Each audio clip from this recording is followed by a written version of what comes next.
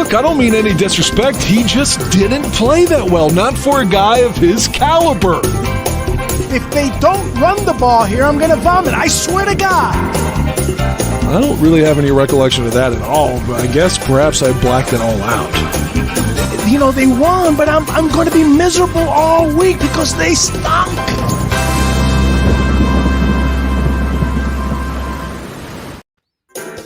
Oh, yeah. Let's talk about Dan's life. Let's talk about Dan's sex life. Let's talk about Dan's sex life. Let's talk about Dan's sex life. Let's talk about Dan's sex life. Dan's sex life. Yeah, baby, Dan, you've been getting it in? I did get laid this morning. Wow, look at that. Why did I sense it? I knew something was in the air. Now, I've got two things that are really pissing me off. What's that? And there's one thing that has brought me back. So here we go. Okay. First off, my Justin Fields orange Bears jersey.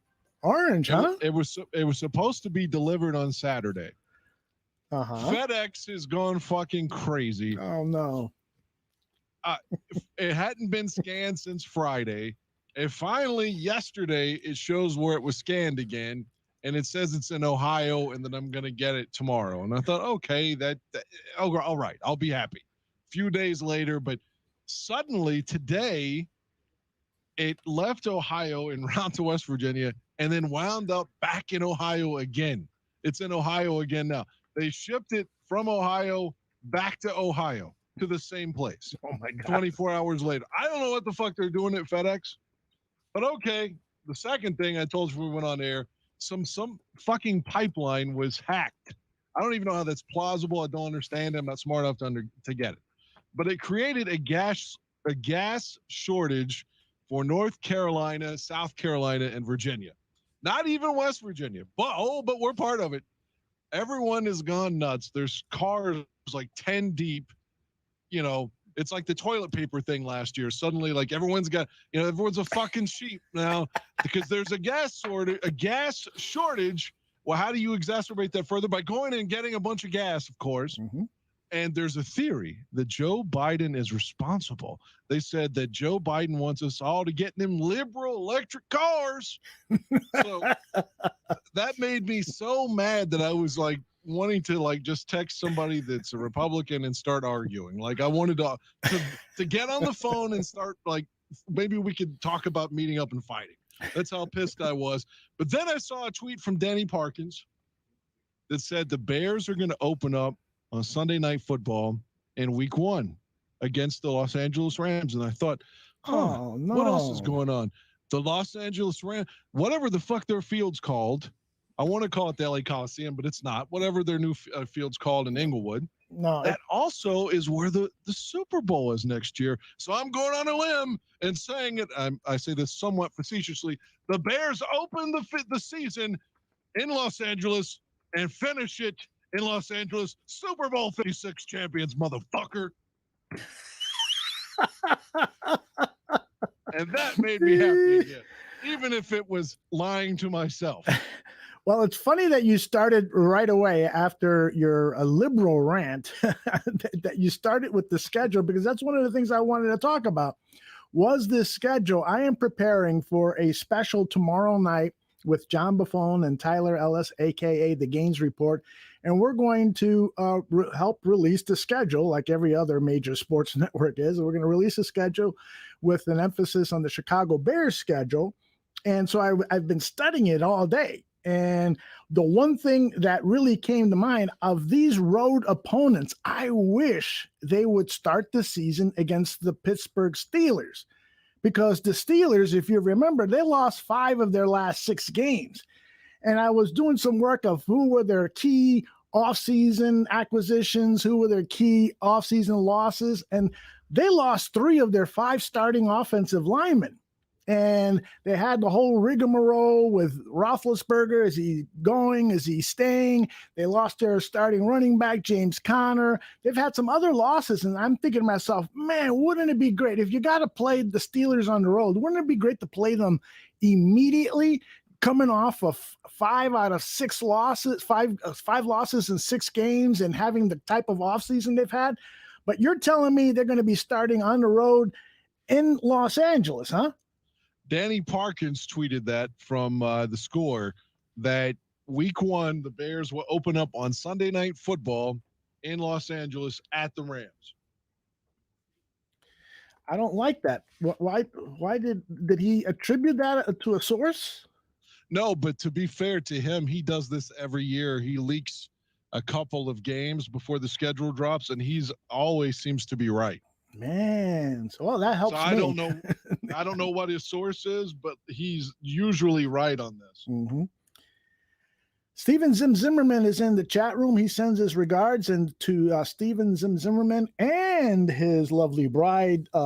Congratulations. You will soon be the father of a little baby, and that's probably going to happen this week or early next week. And so in anticipation of that, I can't wait to see those baby pictures. Steven Zimmerman, for those of you who don't know, he is one of the co-hosts of South Burbs Hitman and a longtime friend of the Bar Room and of Dan Aguire.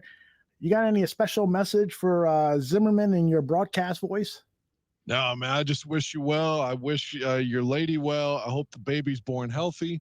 And I don't know if Zim's a parent yet. I know I'm not, so I would be terrified if this were me. Like, I don't mean that like sarcastically at all. It's exciting, but I just wish him well. I hope that, you know, it comes easy or whatever, you know, because until you've done it, you haven't done it. Right. Like right now, if you said the Bears will win the Super Bowl, if you change this kid's diaper and clean his ass up properly, we're fucked. we wouldn't win. I would need a woman to train me how to do this.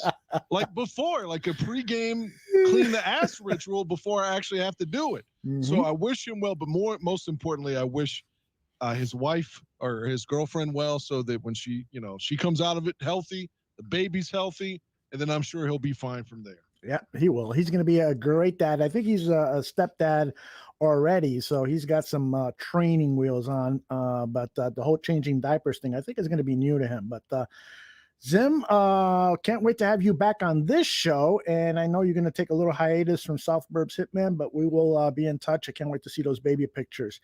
Hey, Chubbs82 says, I don't understand why they announce a schedule release and then the NFL every year manages to release the schedule ahead of time. Yeah, reporters get inside information from sources. Now, the NFL can do a better job of concealing that stuff, just like they do other information, but they don't give that big a hoo-ha about it. They don't mind it being released because it starts to chatter, and sometimes there's misinformation as well. So I think they kind of like the attention the schedule release gets, and but you're right, it is kind of silly. By the time there's an NFL Network show on, and I think an ESPN show as well, where they supposedly officially announced the release of the schedule, but by then it's already 2 or 3 hours out. Everybody knows who's playing, and I can't wait to see this schedule because, again, as I study it, I really do believe that they can win every home game. They can win every home game, particularly now because Aaron Rodgers is gone and Matt Stafford is gone. Whoa, let's pump the brakes on all of this. Finish the thought, but I'm saying pump the brake. But then again, I proclaimed the Bears Super Bowl champion. So, but yeah, the Bears have been struggling the last number of years at home, and furthermore, we don't know that Rodgers is really going to be gone. It just feels like they'll kiss and everyone will suck each other's dicks and he'll be back,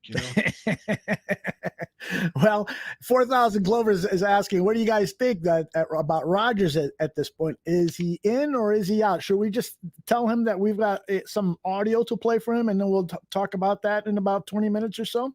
Yeah, God, for the first time in my life, I listened to ESPN Milwaukee. I can assure you, it was not fun. But I listened to an hour interview with Brett Favre, and man, I do not enjoy listening to Brett Favre talk. But it was probably better than listening to Matt Nagy or Ryan Pace at this point, because we hear the same shit from them over and over. But the point of this interview was like they were showing the correlations between Favre's departure and Rodgers' departure. So it was like 60 minutes, and I cut it into like 15 minutes. with the highlights where he speaks about Aaron and some of their conversations, and even some fun shit where he was in. Remember the movie There's Something About Mary? Yes, Brett Favre. I took that part out of your thing. You told me I'm sending you a clip, and it's fucking 15 minutes long. I'm like, you put the whole goddamn interview in there. No, I cut a 60-minute interview and turned it into 15. And I thought that was a fun way to start it, because they asked him if he was getting residuals for his appearance on There's Something About Mary. I don't give a shit about whether he's getting residuals. Right. Guy has more money up his ass than you and I put together, and everybody in the chat room. I thought it was superfluous, so I took it out. He told the story on there about what he got paid for it and how he got on there. And I just thought that was always funny. They're like, Brett Favre, what's he doing here? He's like, I'm here to play the Dolphins, you dumbass. that movie is one of my favorite all-time comedies, even if Brett Favre is in it. It's too bad Cameron Diaz wasn't in love with some other quarterback. It had to be Brett. Yeah, she could have been in love with Steve Stenstrom. That would have made it much more interesting. Where was Peter Tom Willis when we needed it? Everybody in the chat room wants to know your thoughts on Tim Tebow. So you want to share those now? I mean, we're touching on every subject in the first 10 minutes of the show that we were planning to talk about, but fuck it, who cares? Go ahead. If we talk about Tim Tebow, I'm liable to start alienating Republicans again, because it's crazy to me how okay, every Republican isn't extreme, isn't right wing, isn't a QAnon, isn't like far right. And I'm saying that right off the top. But the people that were like, we're cheering on January the 6th, all of those people are the ones who are always like ferociously yelling about Tim Tebow. And they're like, and as a Bears fan, I feel like I have no leg to stand on because he Tebowed us. Thank you, Marion Barber III. In Denver in 2011. But yeah, Tim Tebow, these guys, there's three guys in their life that they worship. It's Jesus Christ, that guy of Nazareth. Yeah.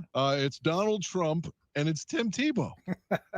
I think somehow that's the Father, Son, and what's a holy. Nah, I don't want to be blasphemous. One of those guys doesn't belong in that picture. No, but seriously, they love Tim Tebow. It doesn't matter. If you're like, the Broncos won a game a couple of years ago. Well, it's more than a couple of years ago, but in like 2011, when Fox was still there, during Tebow's little run, where he completed two against Kansas City at Arrowhead Stadium. I remember think that. In 2011, Tim Tebow completed two passes and they won the game. Like, if that's you want that to be your quarterback, then so be it. Have at it, Hoss. But no, I don't want him. I know now he's going to be a tight end, which is what people told him to do 12 years ago. And when he was coming out of college to begin with, but fine, I wish him well. Chubbs is pissed off at you. He's challenging you to a fight. He's calling you a fucking giant dick bag. That's fine. I mean, as I've learned from working in FM radio 20 years, you're going to have a large section of the audience that hates you if you're any good.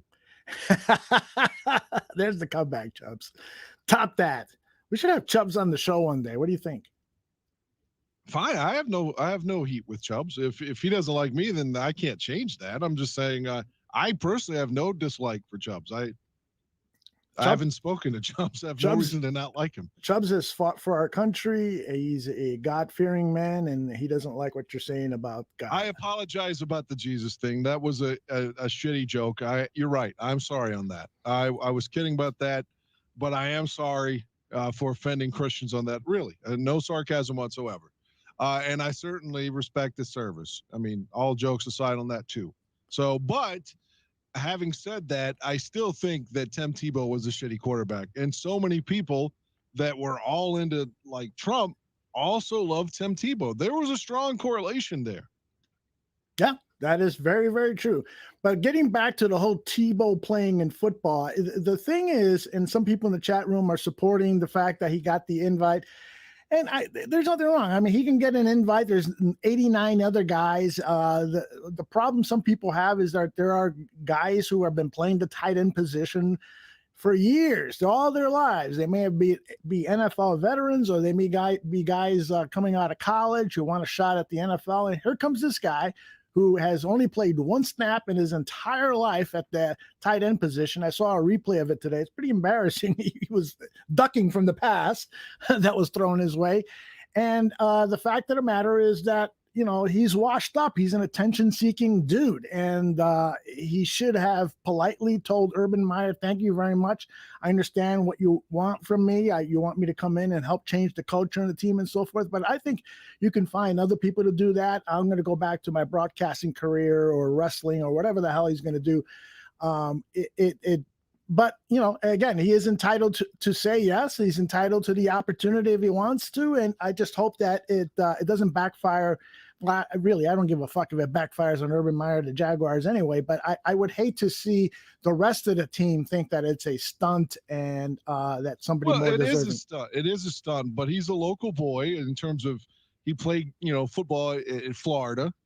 And one, you know, what, didn't he win a Heisman there or 2 Heisman? He did well in college, right? Yeah. So very well, yeah. That's what I'm saying. Yeah, he's a local celebrity. And he of course, has a lot of people that always support him regardless of how he plays. But, of course, it's a stunt. But if for some reason he makes the team, you sell some tickets. But more than likely, he's probably there just for camp. And, you know, it's a good story. But I don't think that they're just going to cut and like you said, a tight end that's been training for, you know, his whole life that's better than Tebow unless Tebow balls out. So I think it's win-win for Jacksonville because, again, you're giving the local guy, the hero, the chance. And if he doesn't make it, so what? I mean, so what? You're going to have, 90 people there in the summer? Yeah, absolutely. 90 people is what it is. Hold that thought. It's live radio. I know. I apologize, but I am at work and I have to go check a station. So you go check a station and I will entertain the people with some deep thoughts. Have it. I'll be right back. Okay. People are wondering why Dan Aguirre is not on camera. It's not true. He is not in the witness protection program, but he is at work. And so he's still able to do his job, but sometimes he's got to leave his station there to take care of some business. So be that as it may, he should be back with us in a second. And I just want to say, Don from Detroit is in the chat room. Don, I know you love coming over to the Barroom Network and feeding off of all this great Chicago energy. I really feel bad that you're warming your hands by the fire outside in the cold. But, you know, maybe you should pack up and leave Detroit. I don't know. And then is it cold in Detroit today? Well, it's always cold in Detroit. And Don from Detroit is in the chat room. He'd like to know if he can come to Chicago and smell your farts. But I told him you're in West Virginia.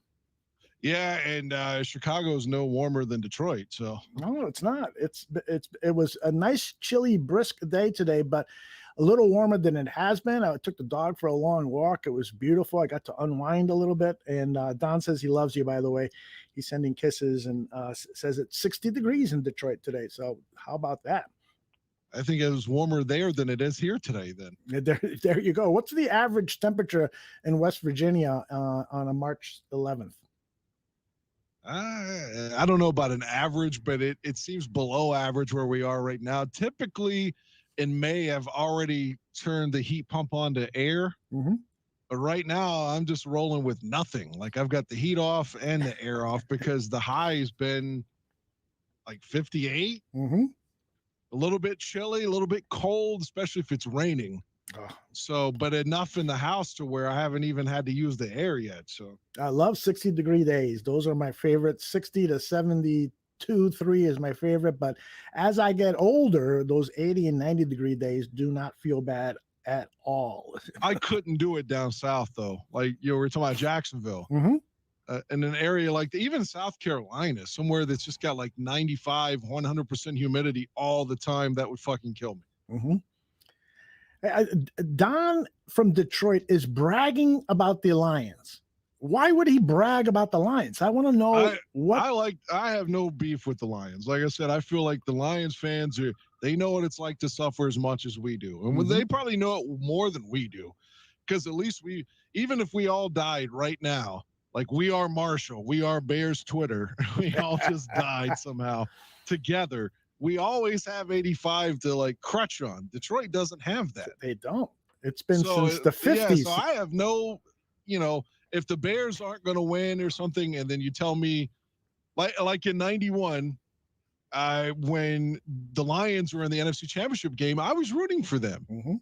Because, I mean, like, fuck, man, they hadn't won a playoff game since 1956. And, again, when I watched Barry Sanders, he would give me a heart attack. But when we weren't playing them, then, hey, go win. Fine, I don't hate Detroit the way I do Green Bay or Minnesota. But I always kind of have a soft spot for Minnesota, too, because they lost all those Super Bowls. 0-5 in Super Bowls, right? 0-4. 0-4. Okay. 0-5 is the next game. Lost Super Bowl 4, and then Fran lost 8, 9, and 11. Oof, man, that sucks. And they had Pittsburgh beaten in 9. If Fran plays shitty, they win. But he was fucking awful. Mm-hmm. I mean, awful. Like one of the worst performances in the history of the Super Bowl. Awful. And then Oakland overwhelmed them, Miami overwhelmed them, and Kansas City embarrassed them. But they had Pittsburgh beaten, man. They sure did. Now, here, he's bragging about the Lions draft. I'm trying to see here. Okay, so they got Penei Sewell, the best offensive lineman, arguably, in the draft. They got him. And then after that, nobody of any significance. So stop bragging, Don.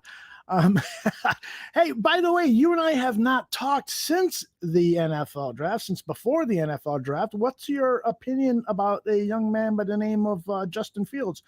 Everyone wants to know.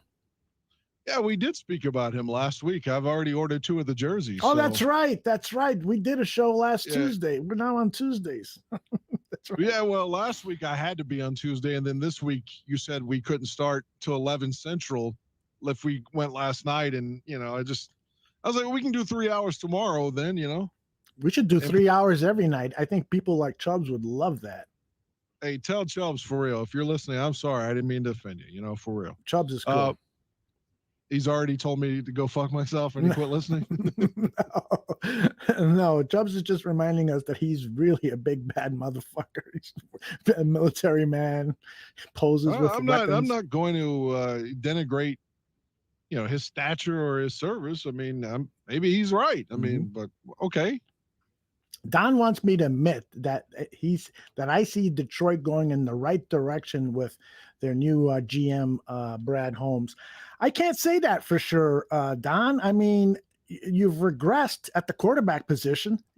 Matt Stafford, and Dan agrees with me on this. Matt Stafford is a good quarterback, a damn good quarterback. Why haven't the Lions been able to win with Matt Stafford? Because they don't know how to build a team. Now, maybe Brad Holmes knows how, but I really haven't seen any strong indication of it. I think, Jesus. I think Detroit was really set back, and it's in hindsight, me saying this, I think Detroit was really set back by firing Jim Caldwell and bringing in Matt Patricia. Oh, really? I'm not a big Jim Caldwell guy, but at least they were making the playoffs. I mean, they kind of wasted Stafford's prime is what I'm getting at. It is, Jim Caldwell had the same effect on Detroit that Lovie Smith had on Bears fans, although Jim did it in a much more condensed time. I think he was just there for 3 seasons. And by the middle of the second season, he was being roundly criticized. And I thought that people were a little bit impatient with him, although he did do some things there that were a little bit suspect and said some things in his press conferences. Sometimes coaches, they can really make things really bad for themselves because they say something stupid in press conferences. That's why the new coach is all he does is say dumb shit. Oh my gosh. That's why I am for every team should have a press secretary like the president does, like corporate CEOs do, and so forth. You should have an expert communicator out there bullshitting the media as opposed to the coach going out there and putting his size 12 feet up his ass or in his mouth or wherever it's likely to go. But I truly, truly believe that Jim Caldwell was fired much too quick. And during that period, I was doing the NFC North Barroom website. So I had 2 or 3 Detroit Lions writers, and we did a Detroit podcast. And boy, oh boy, was poor Jim Caldwell dragged through the dirt. It was unbelievable. But that's Detroit. I mean, I don't blame them for being impatient, but I think the problems, much like they are in Chicago, start at the very top. Family-owned business, Martha Ford, Virginia McCaskey. It seems like that seems to be a pattern with most family-owned teams. I mean, even Jerry Jones hasn't won something. But Detroit, at least. Go ahead. I would say that Detroit. I'm sorry, I didn't mean to step on you. I was just going to say in favor of the Lions. Now, Stafford may very well go to the Rams and ball out, and they could, far as we know, get back to the Super Bowl. They were there just, a couple of years ago, 2018 season? Mm-hmm. And so they could do very well. But on paper right now, the Lions made a good deal. They got a lot for Matthew Stafford. Mm-hmm. I don't know. They had to take Jared Goff in the deal. Maybe Goff somehow comes back to the promise. I mean, the guy's had a 500-yard game, a couple of years ago. Yeah. So it's not like he's been terrible, but it looks kind of like, I don't want to put this on him, but you remember Rick Meyer was the AFC Rookie of the Year with the Seahawks. Yeah. And back then Seattle was in the AFC. And by the time the Bears got him, he didn't even throw a touchdown. And neither will Goff. Neither will Goff. And Don from Detroit says Goff is nothing but a bridge quarterback, simply put. Well, how can you say that for sure? There were some good quarterbacks still on the board, Justin Fields, for instance, when the Lions picked Penei Sewell. So you had a great opportunity to pick one of the two quarterbacks that was still on the board when the Lions picked. What are you planning, another bomb season so that way you can move up to a top 3 pick in the draft next season? I mean, this was your opportunity. If Goff really was a bridge quarterback, then you should have brought in either Mac Jones or Justin Fields. Thank you, by the way, for not doing that. It's interesting that Goff and what's the fucking redheaded guy was at the Eagles? His name escapes me. He's with the Colts now. My point is, Wentz. Yeah, both guys drafted in the same draft. They're both gone. That's right. It's amazing how far both guys regressed, and I think part of Goff's issues were, internally with the coach, as we've seen, like McVay pretty much is a duplicitous fuck behind his back and was, killing him with the team, and just blaming him for everything, kind of like what Matt Nagy was doing with Mitch. But conversely, Wentz was just playing terribly. I mean, maybe it was because he got hurt. I don't know. But Goff, I don't know that Goff is terrible, and he's certainly young enough that maybe that ends up being a good move for the Lions. But I'm not cheerleading for it. I have no animosity toward Jared Goff, but I have to root for his failure now. I mean, clearly. Yeah. Well, I'll tell you, by the way, fun fact from 4,000 Clovers. He says he got to piss in a urinal next to former Bears quarterback Rick Meyer. So everybody wants to know that you have a big dick. Imagine pissing in a urinal next to Rick Meyer. That would be a lifetime highlight, right? Who was the guy the story that followed Jay Cutler forever was supposedly pissing beside Cutler after the trade? At least this is the way I remember it. And he said something like, "Hey man, I'm a Bears fan, love the trade. I loved you at Vanderbilt." And Cutler allegedly looked him in the eyes and said, "Don't care." Yes, I remember that story. I don't remember who said that story. Yeah, that famous Jay Cutler "don't care" also was while he was pissing. I'll tell you one thing. Is there any? I'll ask you one thing. Is there any quarterback in NFL history that you would love to beat in the John and take a piss next to in the urinal? Jim McMahon. Oh, I knew it. Jim McMahon. By the way, Jim McMahon, I got a story for you. Oh, there's a Dan show. Story time. We need a graphic and some music. Dan Story time. No. This is just a plug. This is a plug. There's a show on Vice that's debuting this week called Dark Side of the Field. Okay. And they don't have NFL approval. Like they don't have the rights to show the logo or the real uniforms or the footage. Mm-hmm.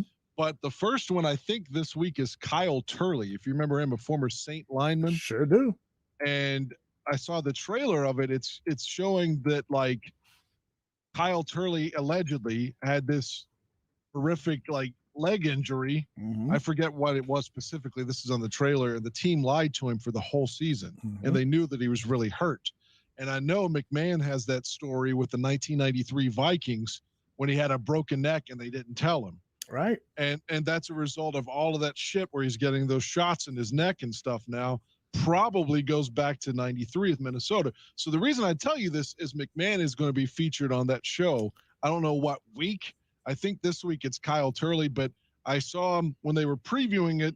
McMahon and Ditka both were talking on it. So, yeah, I'm actually looking at the trailer on YouTube right now that was posted 3 weeks ago by Vice TV, and I see as I'm skimming through it that Jim McMahon is prominently featured in the trailer. So I'll be looking for that. I'm sure when McMahon was on the Fat Mike show, that was about 3 weeks ago. I'm sure he was promoting that show. I mean, that's probably why he was making the rounds and saying controversial things so that the show would get people's eyes on it. So that's always a good time to have a guest when they're promoting something, that you can get something juicy out of them or have them do something really stupid like they do on these TV talk shows at night. They have celebrities when they release an album, they'll go out in the street and talk to people or perform in the subway. I saw Miley Cyrus did something with Jimmy Fallon. It was actually really cool. They just did an impromptu concert in the New York subway, and they were in disguises, Fallon and Miley Cyrus, who I think is a very talented performer. And all of a sudden, people stop and look, and more people stop and look, and some people start to recognize, wait a minute, they start to whisper to one another, I think that's Jimmy Fallon. Hey, I think that's Miley Cyrus and stuff. It was a really cool bit that they did. But so maybe we can get maybe the next time we get Mike Ditka on the Barroom Network, we could have him do, something silly and stupid just for publicity. He can pull his pants down the way he did. Of course, it's radio, but or maybe the video, the podcast stream, he can pull his pants down the way he did with Johnny Morris. That's right. You mentioned Johnny Morris, and all of a sudden I feel like crying because Bob Wallace, those of you who have followed Chicago television for many years know Bob Wallace. He used to do features at WBBM TV, the CBS affiliate here in Chicago. He passed away a couple of days ago. And when I went to work at WBBM TV, one of the first people I worked with was Bob Wallace.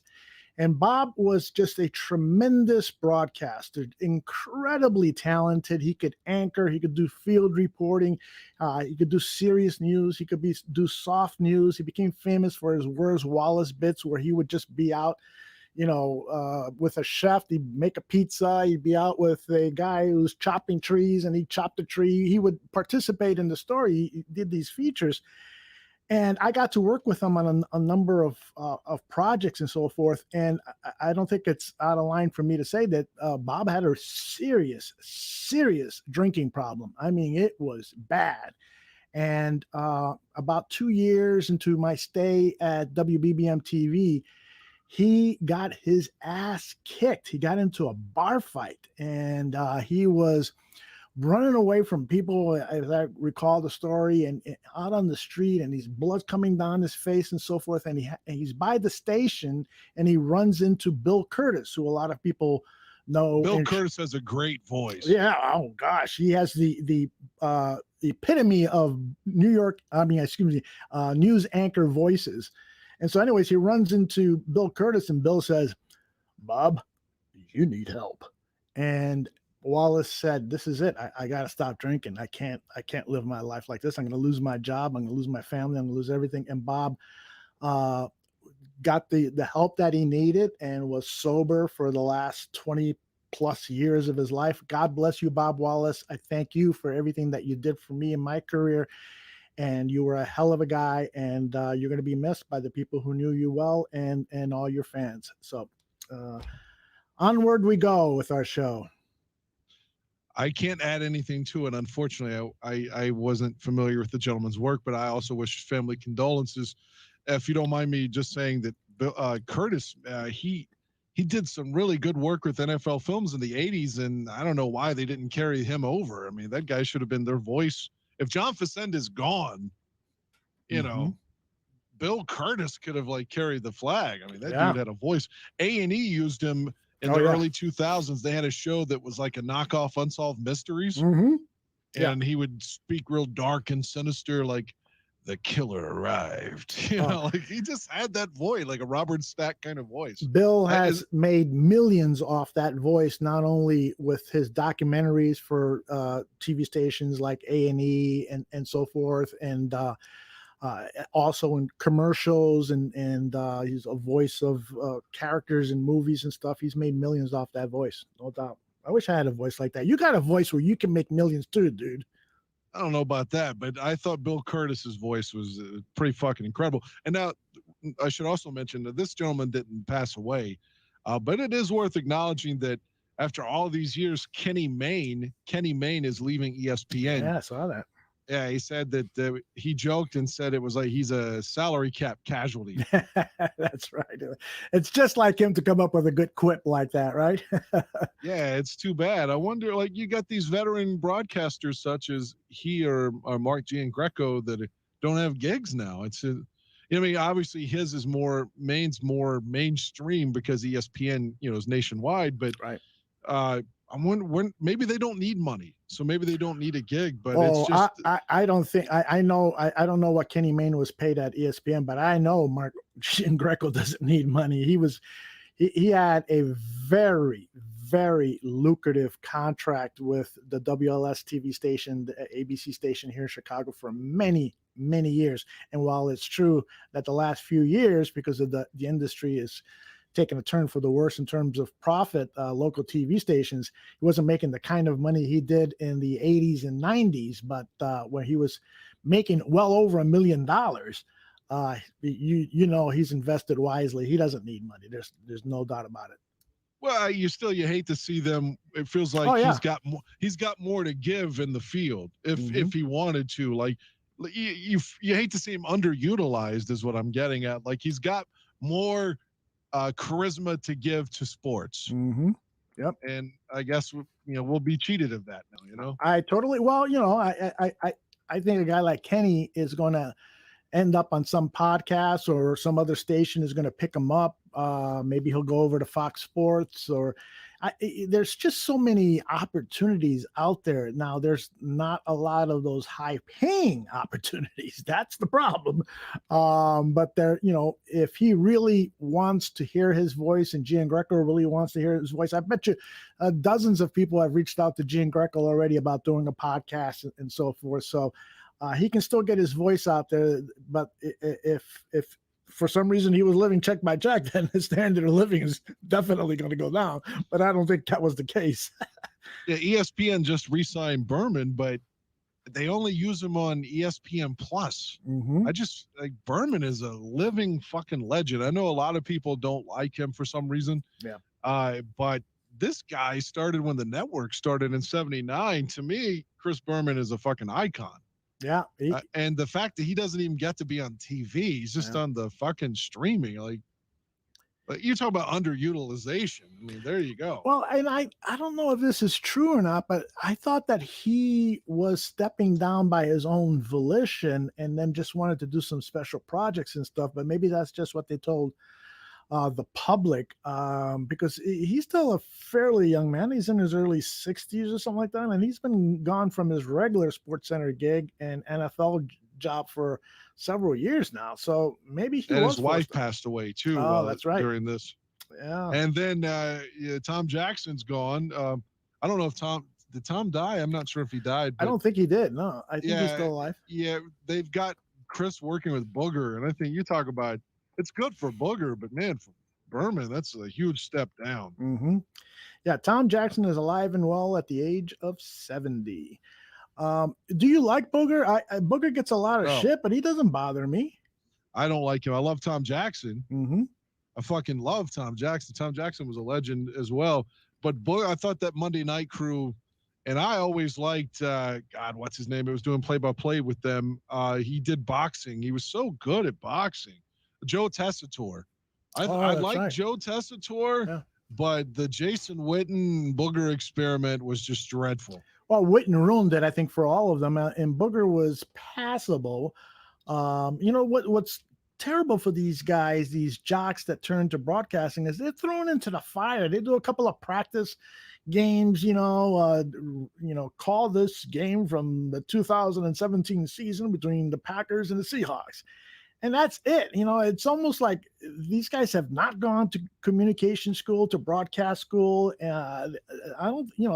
People need training to do this. It's rare that somebody comes in off the street and can do what you do, Dan.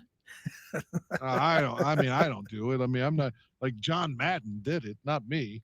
Yeah, well, John was one of those exceptions, because if I remember correctly, the very first time I heard him analyze the game, I said, boy, this guy's got it. I mean, my memory might be foggy because that was a long time ago. But by the way, somebody in the chat room said that Mike Lee, the journalist, ESPN broadcaster who did Outside the Lines. That's Bob Lee. Bob Lee, excuse me. He was let go recently too, and that's a big loss. That's a huge loss. That guy is great. You got all these legends out there. I don't know what Charlie Steiner's doing nowadays. Yeah.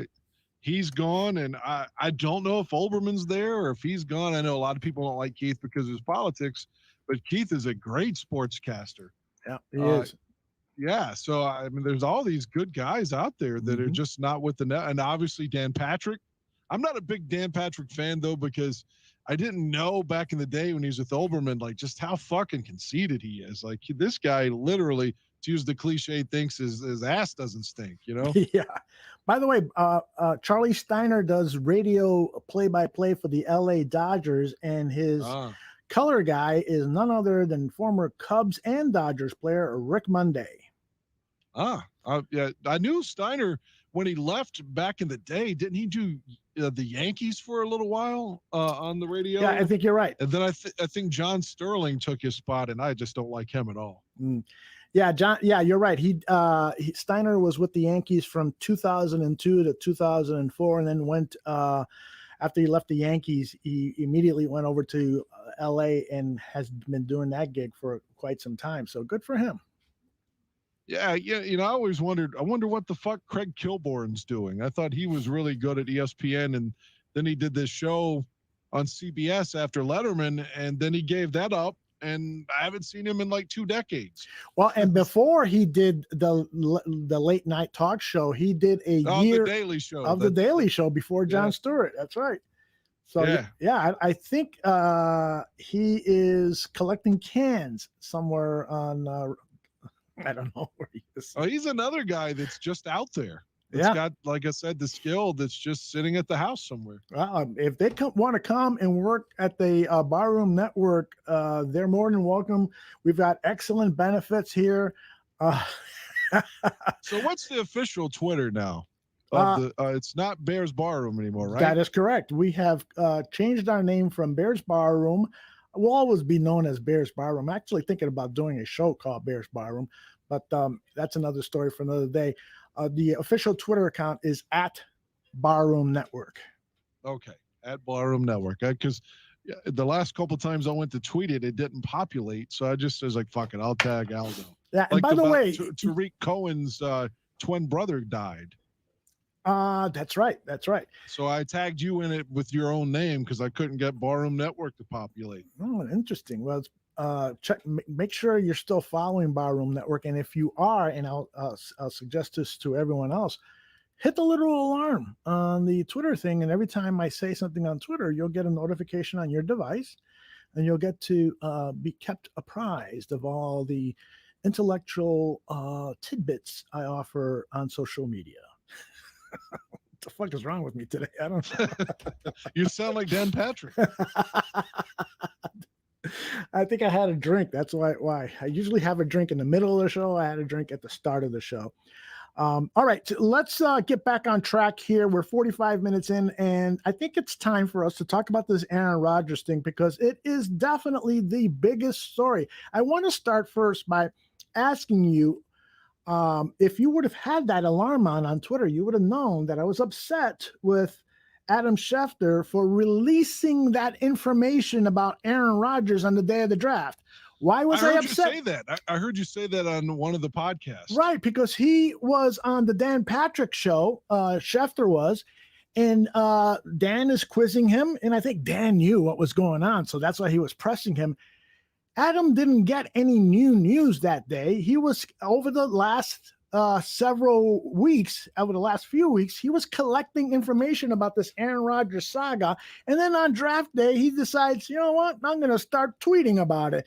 And it's like, douchebag, this is the day for NFL draft prospects. Why are you going to hog up all of the news on this Aaron Rodgers bullshit and take the spotlight away from these young guys when this is their day? You could do that the day after the draft. You could have done it days before the draft. Why are you fucking doing it now if you haven't gotten any new news? Of course it's ratings. And I think it was a bullshit thing for him to do. What do you think? Do you think it was bullshit? I see your viewpoint, but I also see his side of it too. The network saying like, bro, if you can make people think that Rodgers is going to be traded to Denver tonight or whomever, then that's going to make the intrigue that much more. You're going to have more people either pulling the shit up on their phone or their TV or going to the bar, however they're consuming the product. More people are going to watch, whether that's ESPN, ABC, NFL Network, if they think that Aaron Rodgers is going to be moved. Mm-hmm. So I think it's a ratings ploy. Well, but the thing is why not save it for after the draft? You're already going to get bonzo ratings during the draft. Everybody, the draft is one of gets higher ratings than some marquee NFL matchups. This thing is a ratings bonanza.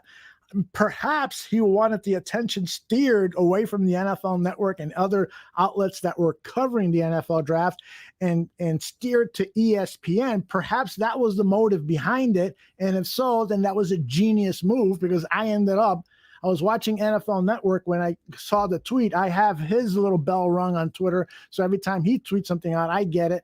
And so I saw it. And so I changed over from NFL Network to ESPN where they were talking about it. So and it worked. Forget, he used to work for NFL Network, so maybe. Oh yeah, that's right. I forgot.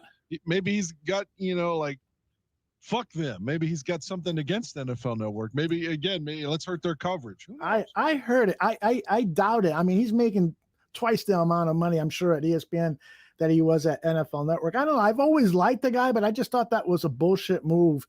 And I know a couple of other since then when I expressed that point of view, there's been a bunch of other people saying Adam Schuster is a total scumbag. Chubbs82 says Adam is a total scumbag. I mean, this guy will sell anyone out for fucking attention. And by the way, Chubbs also says that he accepts any and everyone's apology, so he appreciates that. He's welcome. What does Greg Gabriel think of Adam Schefter? He has never offered an opinion one way or another. So I think that he and Adam are cool. He hates Mike Florio. Oh my God. Does he hate him? Jesus. Something must be going on there. He really hates him. Yeah, whenever he would appear, I think it was on the Score. Then the next hour, every time he appeared, the following hour, Mike Florio would appear the same day that the next hour. And he would always shit on Mike Florio, regardless. Like, he didn't give a fuck about some loyalty to the channel, the network, or fuck it. He's going to tell you that Mike Florio is a clown that doesn't know what he's talking about. Yes. Now, I'm not saying that about Florio. I'm saying I'm attributing that to Greg Gabriel's opinion. Right. All right. So back to Rodgers. What do you think is happening here? Do you think that Aaron is serious? Do you think that this is a ploy of some sort to get more attention because he's an attention whore like Adam Schefter? He is an attention whore. He is. I still can't believe that this is happening.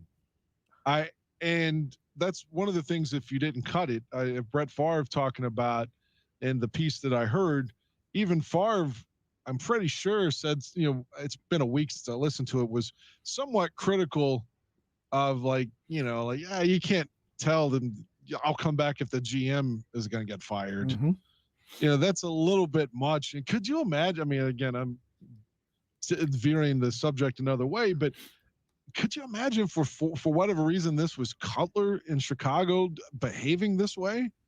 But all the vitriol that he got, for just, he looks pouty. Oh God, but Aaron Rodgers is and granted, Aaron did win a Super Bowl, but he has done so many other things that if it were Cutler, people would hate him. but he's sort of put on a pedestal regardless of the fact that so many of his teammates don't like him. Again, he doesn't even get along with his own family. I mean, the thing is, I don't want, the whole family thing. I almost feel like he can be excused for that because it does appear that that's a personal issue. There's issues regarding, religion and spirituality and stuff that he doesn't agree with because he's an atheist or something like that. So, and the family has kind of ostracized him, is what I hear through some of the tabloids. But be that as it may, that is what it is. Well, a few years ago, there was a story out from Rodgers' mother that she had shipped him, some Christmas gifts through the mail because they're on the opposite end of the country, evidently. I guess they're still in California. So she shipped him Christmas gifts, and he fucking returned them. He didn't open them or anything, refused shipment. See, I don't know if that's true. That was a story that allegedly Aaron Rodgers' mother had disseminated out into the world. Yeah, I don't know about that. I'll do some research on that. And, there's a lot of misinformation. His brother was on one of those stupid ass shows. Yeah, he was on The Bachelor. Yeah, his brother said that Aaron just quit talking to him. Right. Like literally just quit talking to him. It's like doesn't even have a brother. They didn't have a fight, an argument, or anything. He just quit talking to him. When he had the argument with the family, it was with the entire family, and he said, "I'm out." And be that as it may, it is what it is. I think that the situation from a football perspective, I do think that he deserves the courtesy of a phone call and say, hey, by the way, we're going to draft a quarterback here because we really like this guy. And we just want you to know you're still our guy, but we're going to draft him just like we did when we drafted you when you sat for 3 seasons behind Brett. We're planning the same thing. And if you continue to play after 3 seasons, then we'll cross that bridge when he does. He deserved that. And when he went to allegedly went to the office of the general manager and said, I got some thoughts on what we can do to improve the team. He was told, nah, we're not really interested in your point of view. Then fuck you. He sees what's going on. Just like Russell Wilson got pissed off. He sees what's happening with Tom Brady, that Tom Brady didn't get the respect he thought he deserved in New England. So he orchestrated his exit out of there, went to Tampa Bay, and wins a Super Bowl. So Russell Wilson and Aaron Rodgers, these veteran quarterbacks who feel they are every bit as good, if not better, than Aaron Rodgers, they feel like, well, fuck this, man. I guess I got to be a bitch or whatever to get my way. And so from that standpoint, I can see, I'm not saying that I agree, but I can see where he might be coming from if that's the thinking behind all this. Like they asked Brett Favre in the audio if he was able to help make personnel decisions, and he said, absolutely not. Mm-hmm. I mean, well, let's play that audio. You ready to play that audio? You want to set it up for people? Yeah, again, this was on ESPN station. I don't know the call letters. I think they were calling it ESPN Milwaukee, but I think it's out of Madison, Wisconsin. So they were kind of like how ESPN Chicago is still AM. Sure. Whatever out of, I forget their callers. So it was on that ESPN. We'll just call it ESPN Milwaukee. I don't remember the name of the show. I sent it to you if we want to give proper attribution. It'll be up on the screen, but it is the Wild and Tosh. I think it's Wildy. I think it's how they say it. I think you're right. Jason Wildy. Yeah, but again, they have Brett Favre on, and they talk about Favre's departure and what led to that, and then the similarities with Rodgers, and oh, by the way, have you all spoken? This kind of stuff, and Brett again he takes the high road here and doesn't want to come down on Rodgers. And parts I didn't even put in there. He seemed to lie and say they didn't really, have animosity toward each other at one point. And they did. Everybody knows they did. That was famously reported that Rodgers came up to him and said, hey, grandpa, as soon as he got on the field. Mm-hmm. So he was immediately arrogant toward him. So Favre was like, fuck this kid. I'm not going to help him at all. He's coming in to take my job. So there were all these widely reported stories of them not liking each other. Mm-hmm. But he tried to downplay that, and I understand why he did. But they even talk about like Favre going to Minnesota and what it was like if, when he came back, because they were burning his jersey, and how would it be for Aaron if he left? Because Favre was more affable toward the fans and stuff, that maybe that's why they were able to sort of forgive and forget. But maybe if Rodgers went to a rival, they wouldn't. That's what these are the kind of questions he was getting. So it was a decent interview. And some of this stuff is in the Jeff Pearlman book, Gunslinger, that he wrote about Brett Favre. That's a good read. So let's play this clip. It is originally from the ESPN station, but the podcast version of it is housed on Wisconsin On Demand. The graphic is up on the screen. It's about 9 or 10 minutes. I cut only about a minute out, so I apologize, Dan. But it was like going on fucking forever. And I'm like, I want to talk to Dan. I don't want to listen to Brett Favre talk. I want to learn about Dan's sexual exploits. You haven't even given us the details about what happened this morning when you were having sex. What happened? Tell us. I came and she did too, thankfully. Are you sure of that? Yeah. Tell us more. I mean, it was much more than just coming. Was it passionate? I don't know if I'd call it passionate. I mean, it was I mean, I don't want to make her mad or something if she's listening. It was good. We were both happy, I think, after it was over. Who moans more, you or her? I hope her. If I'm moaning, that would be disgusting, even to myself. I'm a big moaner when I'm having sex. Oh man, fucking neighbors can hear me when I'm in a hotel room. The fucking person in the lobby can hear me, even if I'm up 20 flights. It's unbelievable. Oh my God, you said that this is no bullshit. We had a call at 911 last week. It was last Friday night, like midnight. It's technically Saturday because it's midnight to 8, but Saturday morning, Friday night. Mm-hmm. And there's a Quality Inn hotel. The front desk calls us at 911 and says, look, we've had 4 or 5 people call the front desk and say there's a woman being beaten. No. She's screaming for her fucking life. Police go up there, and this guy must have a great cock, because not only was this going on, and it took the police like 15 minutes to get there or whatever, 10 minutes, they were still fucking when they got there. So they were like, man, we're clear. Like, there's no domestic here. They're just having sex. Jesus. Yeah. So today it was just kind of straight. Was it missionary sex, or did you try anything experimental? Yeah, there was nothing experimental. It was, hey, let's kiss. I'll rub one off for you with your clit. Oh, there's a blowjob. Okay, now I'm ready to go, and then we do our thing. So. And we've talked about you doing play-by-play on one of these sexual encounters, right? Yeah, Joe Buck was offered that gig too, and he turned it down. If you ever want to roll audio while this is going on, everyone in the chat room is like really praying for that. People are saying this is my favorite part of the show when Dan talks about his sex life. So from now on, I think we need to lead the show with it. See, if anyone ever got paid to do sex, like as almost like a play-by-play, but it's supposed to be funny. Mm-hmm.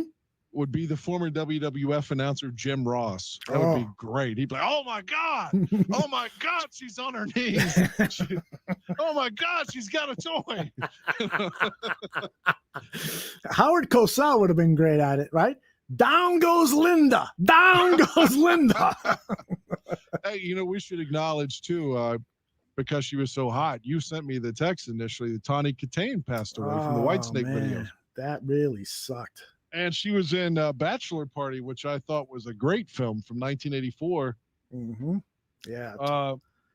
And she was in a really horrible horror movie called Witchboard, which I liked. But it reminds me, I know we need to do this at the end of the show, but I watched last night the first film that Tom Hanks was ever in, a horror movie called He Knows You're Alone. and it was one of the worst films I've ever seen. Oh, no. I like horror movies, I do. But this was complete and utter garbage. It was absolutely awful. Although Tom Hanks in his scenes, he's kind of the stealer of the show. But this movie was dreadful. I mean, it was fucking terrible. But we're trying to set up Brett Favre. So let's hear from our favorite citizen of Mississippi, Mr. Brett Favre. All right, you got it. Rodgers saga now start to follow the same path as the summer of 2008. Tausch and I are trying to figure out what David Dunn and Rodgers have planned here. Did you have a plan, and how are you watching this unfold, given the experience that you went through yourself? I was guilty of retiring early under what I felt like, and Mike McCarthy and I, we get along fine now. We're way beyond that. But I felt like I was under pressure to give an answer, and he said, "Hey, can I count on you this year?" And I was still reeling in a negative way and pouting over the loss to the Giants. And the last thing I wanted to think about was football. I hadn't gotten over the loss. It was a great year, but it ended terribly. He just kept pressuring me. And I kind of felt I knew that when Ted Thompson didn't come see me after the last game, usually the next day at the end of the season, we'd visit and we'd talk about old times. And I had no problems with Ted. And when he didn't come and see me, I knew the writing was on the wall. I felt like that if I chose to come back, if I'd have said right away when McCarthy called me that I was coming back, there was nothing they could do about it necessarily. I mean, there is something, but they would have gone ahead as planned. But they had to do something with Aaron, understandably so. I got that. I understood it. And then come May, June, I started getting the itch again. I could have gone back and played in Green Bay, but it was one of those things that the fans wanted me back, but I knew the organization but didn't necessarily want me. And who wants to play in that environment? So, and they were willing to trade me. It sounds like the Packers now are not willing to trade Aaron. It's a tug of war. So it's similar, but also very different. Now, I was told that two teams wanted me in the trade, the Jets and Tampa Bay. So, Brett, I am amazed and happy that you and Aaron went from some of those rough times to now being such close friends. Has he consulted you? Has he asked you for advice as he's going through this? I know the situations aren't exactly the same, but there's still a lot of parallels, and your expert advice would seem to come in handy here.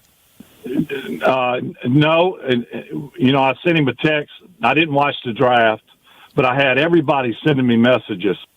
Aaron's getting ready to be traded. And I'm thinking, yeah, you're crazy. What's going on? And I kept getting different people. What's Aaron going to do? Have you heard anything?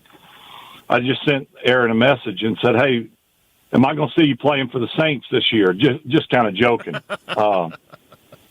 And he sent back, hey, buddy, I don't believe that's going to happen. And also in that text, I just said, hey, hope everything's okay. And he said, hey, thanks for checking on me. I'll touch base with you after all this is over. And that was it. So we haven't talked since.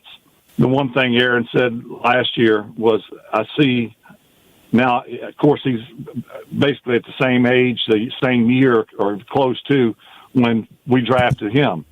He said, I sort of see and feel what you were going through now. But we haven't discussed that anymore since then. The main issue is what is causing this rift. Brett, there's a couple things, right? It looks like there's a conflict between him and Brian Gutekunst.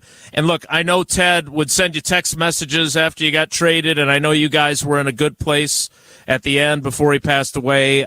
But right now, it seems really ugly between Rodgers and Gutekunst. He also wants to be able to have people talk to him about personnel decisions. And gosh, that sounds familiar because, they didn't talk to you about moving on from Marco Rivera or Mike Wall or trying to trade for Randy Moss. If Aaron calls you, what's your advice to him? Because there are those similarities that he feels like he's not included in the process. And I don't think Ted probably had the conversations with you that you would have liked to have had, even if he didn't do the things you wanted him to do, at least to be in the conversation. So what would your advice be as we kind of go down the same path? Hate is too strong of a word, but a dislike to the level that we're seeing and hearing right now, I find it hard to believe that that's what it's over. We hear the reports. A lot of this stems from, we heard yesterday Jake Kummerow being released, but the Jordan Love draft pick and the fact that Aaron had no clue it was coming. I guess first off, Did Ted or anybody let you know when Aaron Rodgers was coming? And then there was absolutely no conversation between Ted and I or anyone within the organization leading up to the draft or right before that pick in regards to drafting Aaron. Was there any part of you that said, I'm not going to let you move forward without me? Because you wonder where those feelings come from Aaron's perspective moving forward with Jordan Love. Had me and McCarthy not had the discussions after I had retired the way we did, I just got to, when I told him I was thinking about coming back, and he didn't like that. He did not want to hear that. And the hostility that I felt from him sort of sparked me to, okay, well, I'll show you then. You know, it was one of those things. Right or wrong, it sort of motivated me yet again, because I was a little bit unmotivated. I didn't know if I had enough left in the tank to keep going. Did you feel underappreciated many times during your time? Because I do think that is part of this entire ugly scene that we're in now, is that I don't think Aaron Rodgers feels like he's appreciated. And now all the talk about how much they need him now is counter to what he has felt inside the building in the past. Did you ever feel that way? No, I didn't. I would hear from time to time from just outside people, fans, prior organization people, that, you know, they would say things that I would almost blush, you know, like, you built this stadium, you did this. I mean, you brought, you know, the glory days back to Lambeau and to Green Bay fans across the nation. I think the fans could relate to me, the blue-collar work ethic and just kind of the all-shucks mentality. It's what you saw is what you got. So, Brett, let me ask you this. So last night, Aaron appears up on the scoreboard at a minor league baseball game in Appleton on a commercial for a car dealership, and there's fans there, and they booed him. As many fans as were chanting at practice, "We want Brett," and starting websites, etc., there were others, and especially when you went to the Vikings, who started your jersey on fire on their grill. How does that feel to experience, especially when you've done what you've done for an organization? And how do you get over that, or how do you win the fans back? Because I was inside Lambeau Field when you came back to go into the Hall of Fame. I didn't see anybody booing you or starting your jersey on fire. So how does that process work? Now, when I came back as a Viking, I totally understood. Deep down inside on the bus coming in from Appleton as a visitor for the first time in my life, seeing it from the other side, it was really an emotional roller coaster. You know, I mean, I would have been shocked I would have been the toast of the town still. I was a Packer, and that really is who I was and what people relate me to, and that was never going to change. Well, thank God you didn't win a Super Bowl for the Vikings, because I'm not sure they would have loved you quite as much. Well, we don't have to worry about that, right? How does Rodgers, if he wants to, walk this back? Boy, that's a good question. That's $1 million question. I think I know Aaron fairly well, and honestly, I just don't see him coming back and just saying, "All right, let's bury the hatchet," whatever caused the rift. I'm just going to come back and play because I love the guys. I love the Green Bay fans. I assume that he does, but his rift isn't with the fans nor the players. It's with the front office, So will he just swallow his pride and come in? Maybe, but I don't see that happening. If there's not a trade, my gut tells me that he'd rather sit out than play. That's just my gut. I mean, there's no reason for me to say that other than that's just what my gut's telling me. So, and I think you guys know Aaron fairly well enough to sort of feel the same way. Yeah, but Brett, listen, we all know that Aaron is, I guess, stubborn would be the nice way to put it. He sticks to his guns, but if you put yourself in his position, you were there. If you're 38 years old and you have a team that can win a championship and you want to add another Super Bowl to your legacy, and the Packers are steadfast in, nope, not trading you under any circumstances, isn't it going to be really difficult for him, even being stubborn and wanting to stick to his principles, to just sit out a full season when you're at this point in your career? Yeah. You, I, Jason, whoever would say that's crazy for him to even think about doing that. But to me, that's Aaron Rodgers in a nutshell. He'll do completely the opposite of what, just when you think that, he's lost his touch, he has an MVP year. Just when you think that he's going to do this, he's going to do that in spite of you. Right or wrong, whether you like it or you don't like it, I think that, it just would not surprise me, much like a Barry Sanders did, that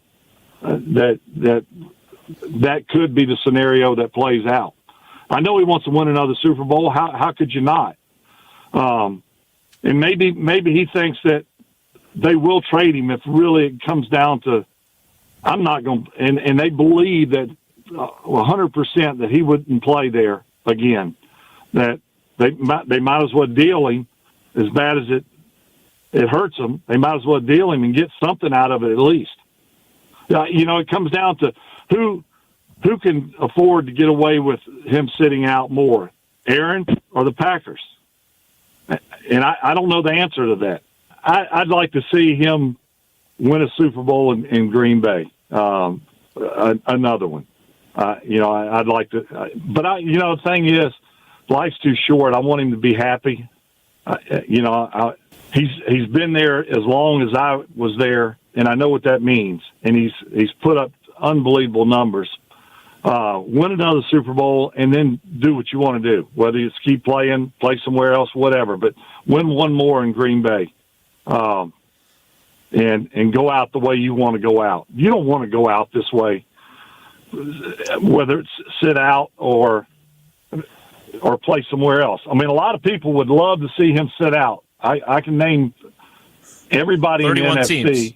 would love to see him sit out or come to their team, but they don't want to see him go back to Green Bay, and that's what I'd like to see.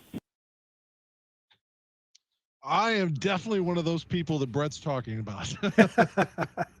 I do not want to see him back in Green Bay. I would love to see him go somewhere in the AFC that we only play once every 4 years and never have to watch him play again. I hate Brett Favre. I hate Aaron Rodgers, and I hate that interview. I can't. I thought that the interview I thought was good. I'm not a big Brett Favre fan, but I thought it was certainly topical for if we were going to talk about Aaron Rodgers. I don't know about you or the chat room. I just can't tell you which one of those guys that I don't like the most. Like, I hate both of them. I think just when I think maybe I like Favre better, then he says shit like, I don't watch the game anymore because of Kaepernick, then I'm like, oh, you fucking piece of shit, you hypocrite, Mm-hmm. And then Rodgers does this and like, I'll come back if you fire the GM. I'm like, God, what a fucking pompous thing. I don't know which one that I hate the most. What do you think? I think I like Aaron Rodgers more than Favre. No, I know I like Aaron Rodgers more than Favre. And while there's nothing more that I want than the Bears to beat the crap out of Aaron Rodgers, and I've been thinking about this over the last 24, 48 hours when it's becoming pretty apparent that he just doesn't want to play for the Packers anymore. So it's going to rob me of that time. And I know it's going to happen. I pray to God that it's going to happen, I should say, that the Bears are going to beat the shit out of Aaron Rodgers, just like they did Brett Favre late in his career. So I'm going to be robbed of that. But hopefully he ends up in a team like Denver, and there would be nothing better than the Bears and the Broncos in the Super Bowl, and we beat the fuck out of Aaron Rodgers and just pummel him and disgrace him and give it to Vic Fangio too, and not that I have anything against Vic Fangio, but he's no longer the Bears coach. So let's and Elway. Elway's another guy I hate. I'd love to beat him in a Super Bowl. I love John Elway, but who's to say that Aaron Rodgers goes to Denver that they automatically go into the Super Bowl? For one, I agree. For one, Rodgers again has lost like 27 NFC Championship games. Like I said, he's one Jay Cutler injury away from never have gone to a Super Bowl. So everyone just assumes if he goes to Denver, well, that's it, he's going to the Super Bowl. You could put him on the 85 Bears and he would find a way to lose the NFC Championship game. So I don't know if he automatically is going to the Super Bowl if he goes to the Broncos. I don't know that. He's still got have to play Mahomes twice. You got John Gruden there twice with Derek Carr, and you got the kid in Los Angeles. I can never fucking get the Chargers right now. I know it for me too. It's hard. You got Justin Herbert, whom showed a lot of promise as a rookie. Yeah, he did. He looks really good.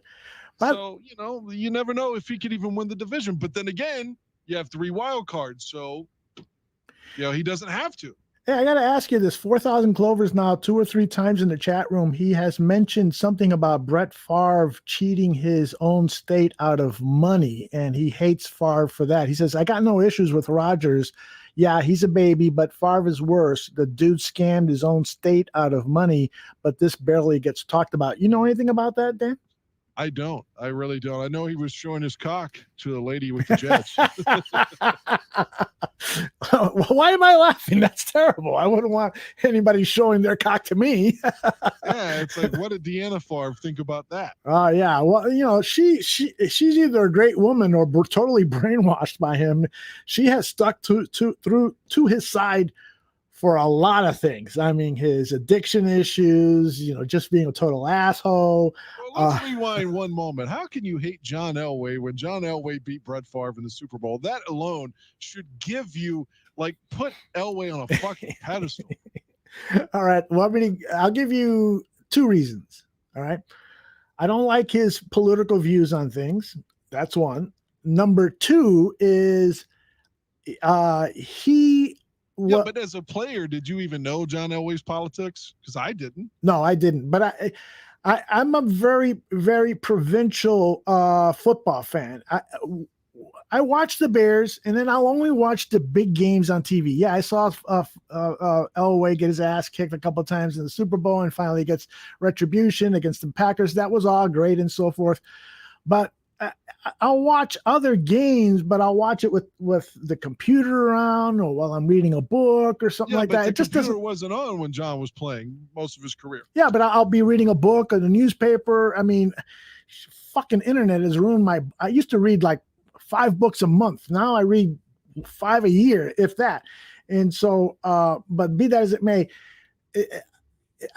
I didn't think much about Elway back then, and the few times that I saw him, he got the Mr. Ed teeth, and I don't know. I thought he was my favorite non-Bear. My favorite non-Bear, definitely. Other than, like I said, I love Jim McMahon, but if you could have said in that era, you could have any other quarterback in the league, I would have taken Elway. See, I'm not like that. Elway was better than Montana. I thought Elway was better than Marino. He could run, and he had the fucking strongest arm I've ever seen. See, I'm not like that. I don't look at other teams' players and crave them. I didn't say I craved them. I was coming up with a hypothetical scenario right now, who, in that era. I did like Elway, though. I mean, the guy's skill was incredible. I'm trying to figure out why your audio is lower now. Let me fix that here. Check. Yeah, I can push up the mic. No, you're good. It was me on my end. Something happened. Okay. All right. I just thought Elway's arm was incredible, and I always have dreamt of a guy, which is why I like Jay so much, was that had just a big, powerful arm as the quarterback, and that's why I was like, man, Cutler's got a fucking arm too.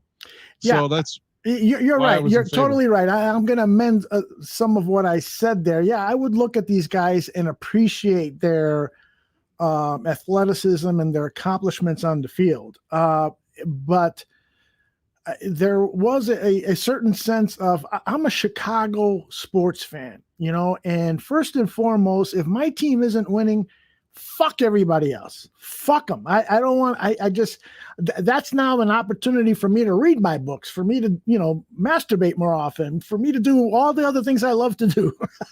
Well, like I told you, I rarely got to watch the Bears, but like 4 or 5 times a season back before Sunday Ticket. Right. So I had to watch other games just to find out what was going on in the fucking Bears game. So I definitely saw a lot of John Elway and thought he was fucking great. He definitely was there. He was a special player. And I remember after he left, how many years did they go without? They went through the Jake Plummer years, and then Brian Greasy. They had Brian Greasy first, and actually their first playoff appearance after. Here's a fun fact. It was the sort of the Shannon Sharp Bowl, because Shannon Sharp had gone to the Ravens. He was on the 2000 Ravens that won the Super Bowl against the Giants, Super Bowl 35. But they played a wild card game against Denver and Mike Shanahan, and the starting quarterback for that game wasn't Greasy. He was hurt. It was Gus Frerotte. Oh, that's right. Yes. So, yeah, in terms of after Elway and postseason play, they went from Gus Frerotte, which is, like, wow, who would have remembered that, to Jake Plummer. And they didn't, Alex Smith just retired. Jay Cutler there in, I think it was 2007, had a win and in game with the Broncos in week 17 and lost at Mile High, or whatever they were calling Mile High at the time, to Alex Smith with San Francisco. Oh, okay.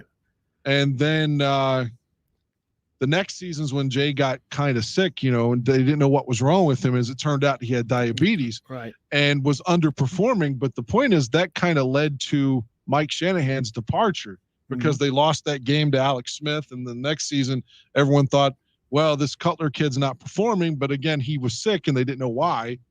But all that encompassed kind of led to Mike Shanahan's departure in Denver. Okay.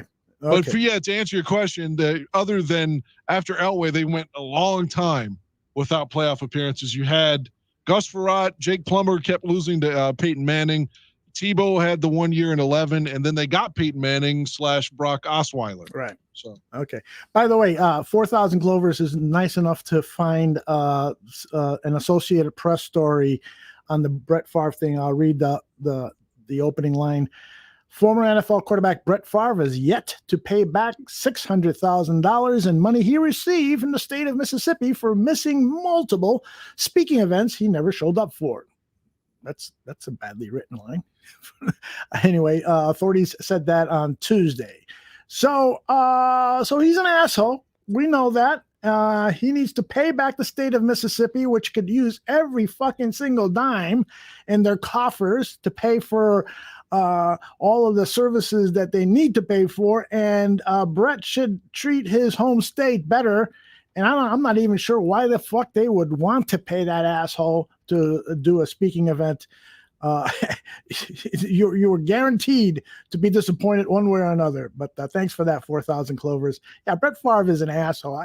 One of the things that we should have asked Jeff Pearlman when we had him on as a guest is, why Brett Favre? Why would you want to do a book on that dickhead? But it was a good read. All jokes aside, how bad must have Favre's audition had gone? Because we talked earlier, when they hired Booger and Jason Witten on Monday Night Football, Favre tried out. Right. Like, how bad was Favre? With the name recognition that he has, how poorly did he do in the audition for them to say, you know what, we're going to go with Jason Witten? Well, and apparently I heard that he knew he was so bad that he just didn't even pursue it. He was like, this is out of my fucking element and stuff. So thank you, Brett, for being bad that day. And thank you, ESPN, for not giving him a second chance, because that would have been the fucking worst. That would have been as bad as who was the comedian that I like Dennis Miller. Yeah. I like Dennis Miller. He was wrong. Charles wrong. Davis says that Cutler really was good in their auditions. It's too bad that he went back to Miami, because hell, Jay would have already done playoff games by now. Yeah, and I'm surprised he hasn't gotten another opportunity with some other network to call games. So I wonder if he really was good, but he's out there, you know. And again, Jay, if you want to do a show here on the Barroom Network, Dan would love to do a show with you. I would be glad to produce it. Jay would hate me, and Jay would hate our network. I don't think all so. of us. He'd be like, and I admit, Jay's probably an asshole. He was cool to me when I talked to him on air, so that's that I did root for him as a player. I did too, and I made so many excuses for him. Oh, it's the diabetes, you don't understand. All the thing in Detroit.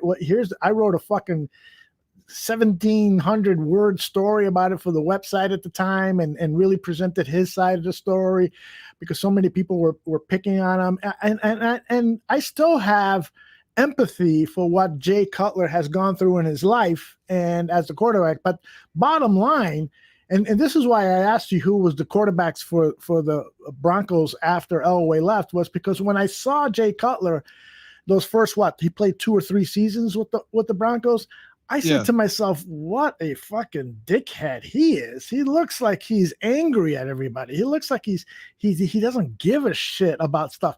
And so when the trade was announced, I was kind of like, I guess that's all right. I mean, he's certainly talented, but boy, does he look like a dickhead. And for the most part, he was. And so I attribute some of that to this, not being supported as a quarterback with great players. And so that made him irritable, plus his diabetes. Plus having to deal with Brandon Marshall. Yeah. Jeez, what a buddy that guy turned out to be. I mean, Jay was basically knocking on George McCaskey's door and saying, please bring this guy to Chicago. And Brandon pays him back by talking dirty about him after he left. So yeah, and he's always on like Stephen A. Smith show now saying that I was wrong all those years. Cutler sucked, and unbelievable that he would do that. Yeah, I mean, that's another guy I've made a lot of excuses for. He's got a borderline personality disorder, so that's what leads to some of this behavioral aberrations. But for the most part, he's a good guy, and for the most part, he is. He's done great things. He was gonna fuck Carmen Defalco up. I know. I sent you that audio way back when we did that thing last summer, where like the 25 games. Yep. The 25 regular season wins or whatever that I liked. Yep. Yeah, man. Carmen Defalco acted like he was sticking his chest out puffy, like he was going to be a tough guy. And he had no shot against Brandon Marshall. Well, no, Brandon Marshall would beat the fuck out of him, but Carmen is smarter than him, would pick up a fucking lantern, a microphone or something to beat the shit out of Brandon Marshall. I don't know. I would make it a 3-1 odds Marshall winning, and I might bet on Defalco if the rules are expanded a little bit so that Defalco can use things like microphones. No chance. Defalco gets his ass whipped and then runs to an attorney. No way. I like Carmen. Absolutely. Carmen's a great guy. First of all, Carmen Defalco, and I'm not saying this because he's a friend of the bar room and he's a friend, does a show with Mike North. I'm not saying this at all, but because even before I knew Carmen Defalco, I thought he was just a great broadcaster. This guy was witty, smart, does the work. There's so many things about him as a broadcaster that I really liked. And what's endeared me to him even more is that I asked Carmen, hey, do you mind popping in and doing this Bar Down Hockey show? He's on it. And he's just a really cool guy. And so, but I agree. The reason that I would say that I don't want to besmirch Carmen, especially if he's giving you time, but I'll get you. Do you remember the game in 2013 at Soldier Field where they had the rain delay, the Ravens against the Bears? Josh McCown was playing and they had to stop playing because of rain, which, what is it? The fucking Cubs? No, it's the Bears. Do you remember that? There was like a 90-minute rain delay. Yeah, sure. Well, at the end of that game, the Bears had it wrapped up and they had 3 timeouts and Baltimore starts driving. And they have like a 4-minute drive. And my thesis was, why is Trestman not calling timeout? Because we're going to have to put McCown back on the field and try to set Robbie up for a field goal because they're going to score. They had like an 85, 90-yard drive, whatever. And Trestman let all the time run out, and it came down to like a 4th down and goal, and the Bears defense somehow held on, which was an aberration because in 2013 the Bears defense was the worst statistically. 13 and 14 were like the worst 2 years in the history of the organization defensively under Mark Trestman. And that fucker, that what's his name? He's in Georgia now as the D coordinator in college. Mel Tucker. Yeah, Mel Tucker. So, but anyway, so the next day I call in. It's the only time I ever called into Carmen and Yurko, because they had, and I was just listening, and they had this long, segment about how it was stupid to suggest that Trestman use any of those timeouts. And I was like, how would that be stupid? Because it fired me up enough to where I called, and I never called, but I called in, and I was just going to say, like, statistically, your defense is bad. You've just given up 80 plus yards. You got a good kicker in Robbie, and more than likely they're going to score. So why not use your timeouts and give McCown time to drive them down the field? And they fucking shit on everything I was saying, interrupted me. They kept interrupting me, arrogantly talking over me, and then they dumped the call and didn't even allow me to get my fucking thought through. It's just like, oh, I was fucking stupid. So I was always like those smug fucks on that show. And I know they've both been on the network, so I don't want to talk any shit. I'm a nobody. They're somebody. Please go ahead. You're not censored here. That's for sure. Go ahead. Well, no, they're both. I don't want to talk any shit because again, there's somebody there, and I'm in small market nowhere, so I'm not trying to say that they're bums or anything like that. But I think that for everything you were saying about Cutler being arrogant or an asshole or Brett Favre being an asshole, when I walked away from that thinking both of those guys are assholes. Well, I'm sorry that you went through that. I know that, how do I say this? I know that I don't like judging people off of one encounter because that's fair. Yeah. Because a lot of times, I've been an asshole to people when I shouldn't have been an asshole to. I was thinking about this today. I was walking the dog, but that's a different story. Won't get into that. It's just, sometimes it is what it is. I know that I used to call in when Cap and Haw had their show, and it was broadcast on television here. And so I always have TV. I watched it every day. Yeah. So I would call in, and every once in a while they treated me like an idiot. I'd get a little pissed off about it. But then after a while I said, I like these guys so much. So it's cool. I'm going to call again in whenever the topic is fresh. I remember calling in and telling them that Scotty Bowman, the general manager of the Chicago Blackhawks, was handed these championship teams because Dale Talon was the guy that, and as I'm saying the story, there goes Haw and there goes Cap. They were like, get out of here. You're wrong on that. They made me feel like a piece of shit. And I'm like, no, guys, listen, get out of here. They hung up on me and went to Steve in Elk Grove. So I know what you're going through, and it feels fucking awful. There was another jock guy. People in Chicago will remember him, Kevin Matthews. Very fucking popular, very popular guy in the 80s. And I called in to promote something. I was working at Channel 2 to promote something. We did a feature on a guy, and I'm forgetting who it was, but he was on the Kevin Matthews show. And so we videotaped him when he was in the radio studio with Kevin Matthews. And I called in to let people know that Kevin was going to be on the show on Saturday, and that it was a feature on blah, blah, blah. And so I waited for 45 fucking minutes. And finally I get on. And when they say, Aldo, you're on the air, it took me by total fucking surprise. And I started yammering, and Kevin Matthews says, next caller. And I'm like, you motherfucker. Oh no, they just cut you. He just cut me because they caught me by surprise. And the producer was like trying to stick up for me while he was calling, because you're going to be on TV. Well, why didn't he say so or whatever? And I'm like, fuck you, Kevin Matthews. You're a nobody now, by the way.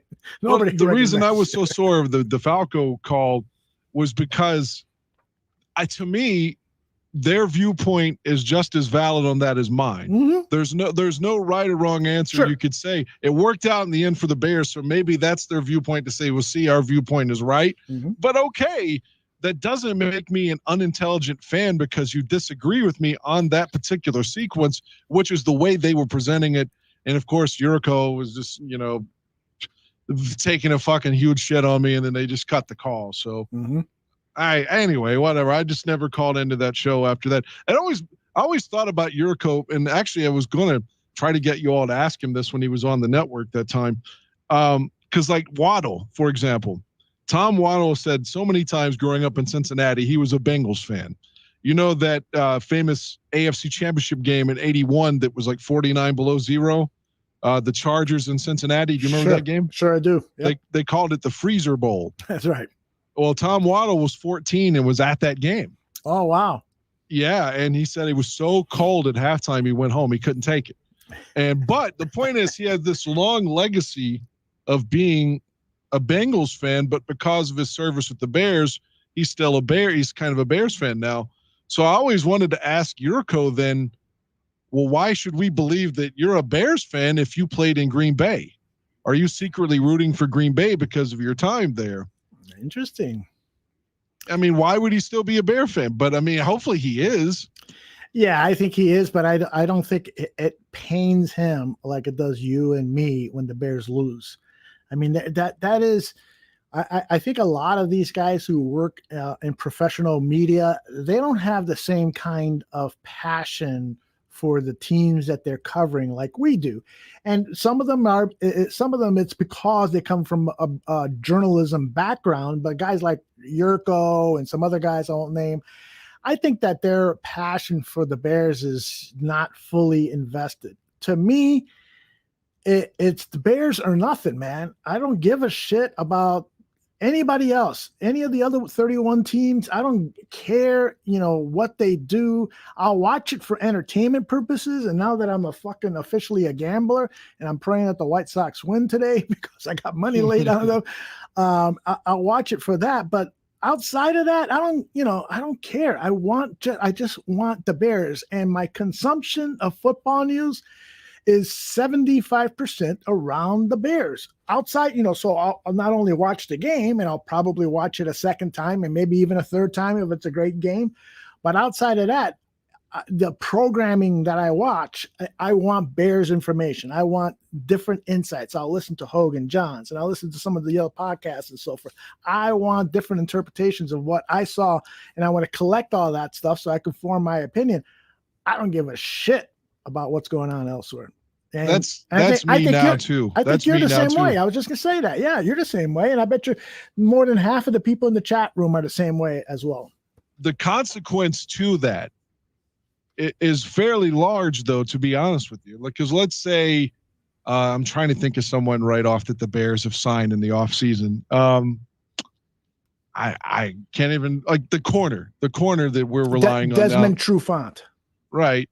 Maybe we've seen him play because he was, in the NFC North before. But all things equal, if they sign just another guy that was on a team that I didn't ever see, that I so rarely watch the other teams now, with the exception of just casually in the background, that I don't know all the other players on the other teams now. And I used to know everybody. Yeah. I don't play fantasy or anything. So if chances are, if we're going to sign somebody, I'm like, oh, is he good? I don't know. Like the safety that we just brought back, Gibson. Right. I remember saying last year when we signed him, I was asking everybody, that was here, is any good? I've never seen him play. I don't know. Should I be happy? Is this a good signing? I don't remember watching him ever play before. Perhaps I did, but I'm so locked into the Bears now that that's kind of all I care about. And like you said, for years I was watching Comcast Sports Chicago after the game went off, because back in like I've said this on air before, when they had Pat Boyle and Richard Dent and Jerry Azuma and William Jackson as the guy at the Soldier Field, they gave you all the press conferences. They did like an hour and a half, 2-hour show. It was thorough. Mm-hmm. And then by the time NBC Sports bought Comcast Sports Chicago, they started making it smaller and smaller in terms of the duration, and they would interrupt the press conferences. And if they did show them, they weren't live, and they were making them like during the Lawrence Holmes era, the show really started to suck. And it's not because of Lawrence, not at all. But that's when they made the show, like I said, more about, let's hear what Matt Forte is saying right now versus the press conferences and stuff. So with you. I quit watching that show altogether, and I love Alex Brown, I do, but I quit watching the show, and now immediately afterwards I listen to you all and to The Score and to WGN, although last season WGN did theirs on Tuesday night for some reason after the game instead of after the game. But I after the game, I want to consume those press conferences. Me too. And by the time that's said and done, the late games are already in the fourth quarter. So I've already missed the second game.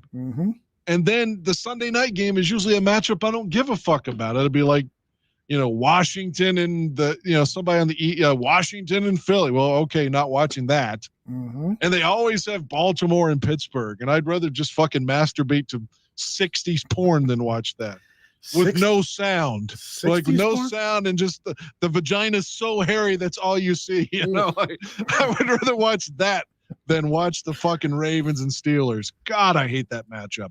The AFC North just fucking bores me to tears. Any combination, 2 AFC North teams, count me the fuck out. People want to know. Worst division in football, next to the South. People want to know more about the hairy vagina thing. Well, you know what I mean? Like sometimes the porn is so old there was like no natural sound. Oh my gosh, yes. And that's what I hate that porn. That's when I was jokingly saying I would rather jack off to that than to watch the Ravens and Steelers. I just hate that matchup. Or Cincinnati and Cleveland. God, just kill me. You don't understand is like not being in Chicago, like my experience back in the day when the AFC package was on NBC, that's all I got was either the Bengals, the Browns, or the Steelers, and 90% of the time it was Pittsburgh, unless they were on Monday night or on CBS for some reason. And the other channel I always got the Redskins. It didn't matter. I always got fucking Washington. And that's so ironic. I'll never forget this. The Bears were playing Washington in 1991. The Bears were 4-1.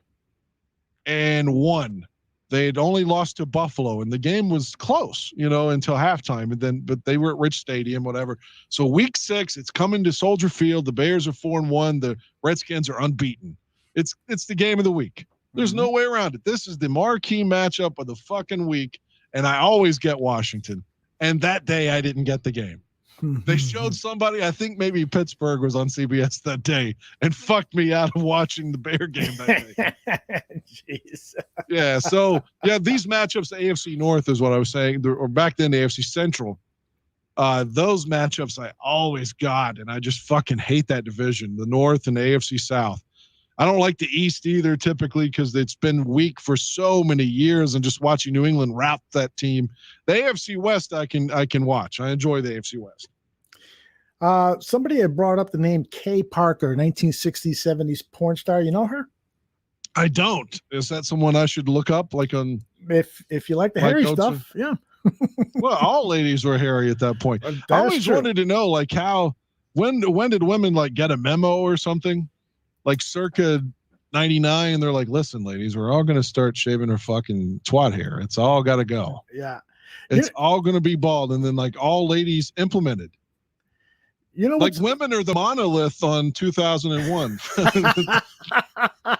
You know what's funny? I was listening to Hogan Johns this past. They were talking about hairy vaginas, right? Yeah, they were talking about Manscaped. And so I'm like, okay, I usually like walk away when they're promoting something or fast forward or something like this, but I got to hear how they are promoting Manscaped, because Manscaped, they like their commercials, their endorsements to be as naughty as possible. So how is Adam Hogue going to talk about trimming the hair on your cock and balls? And so it was like totally straight. And it was like a long spot, like 2 minutes of, and you could tell it was a reader. He's reading from the script.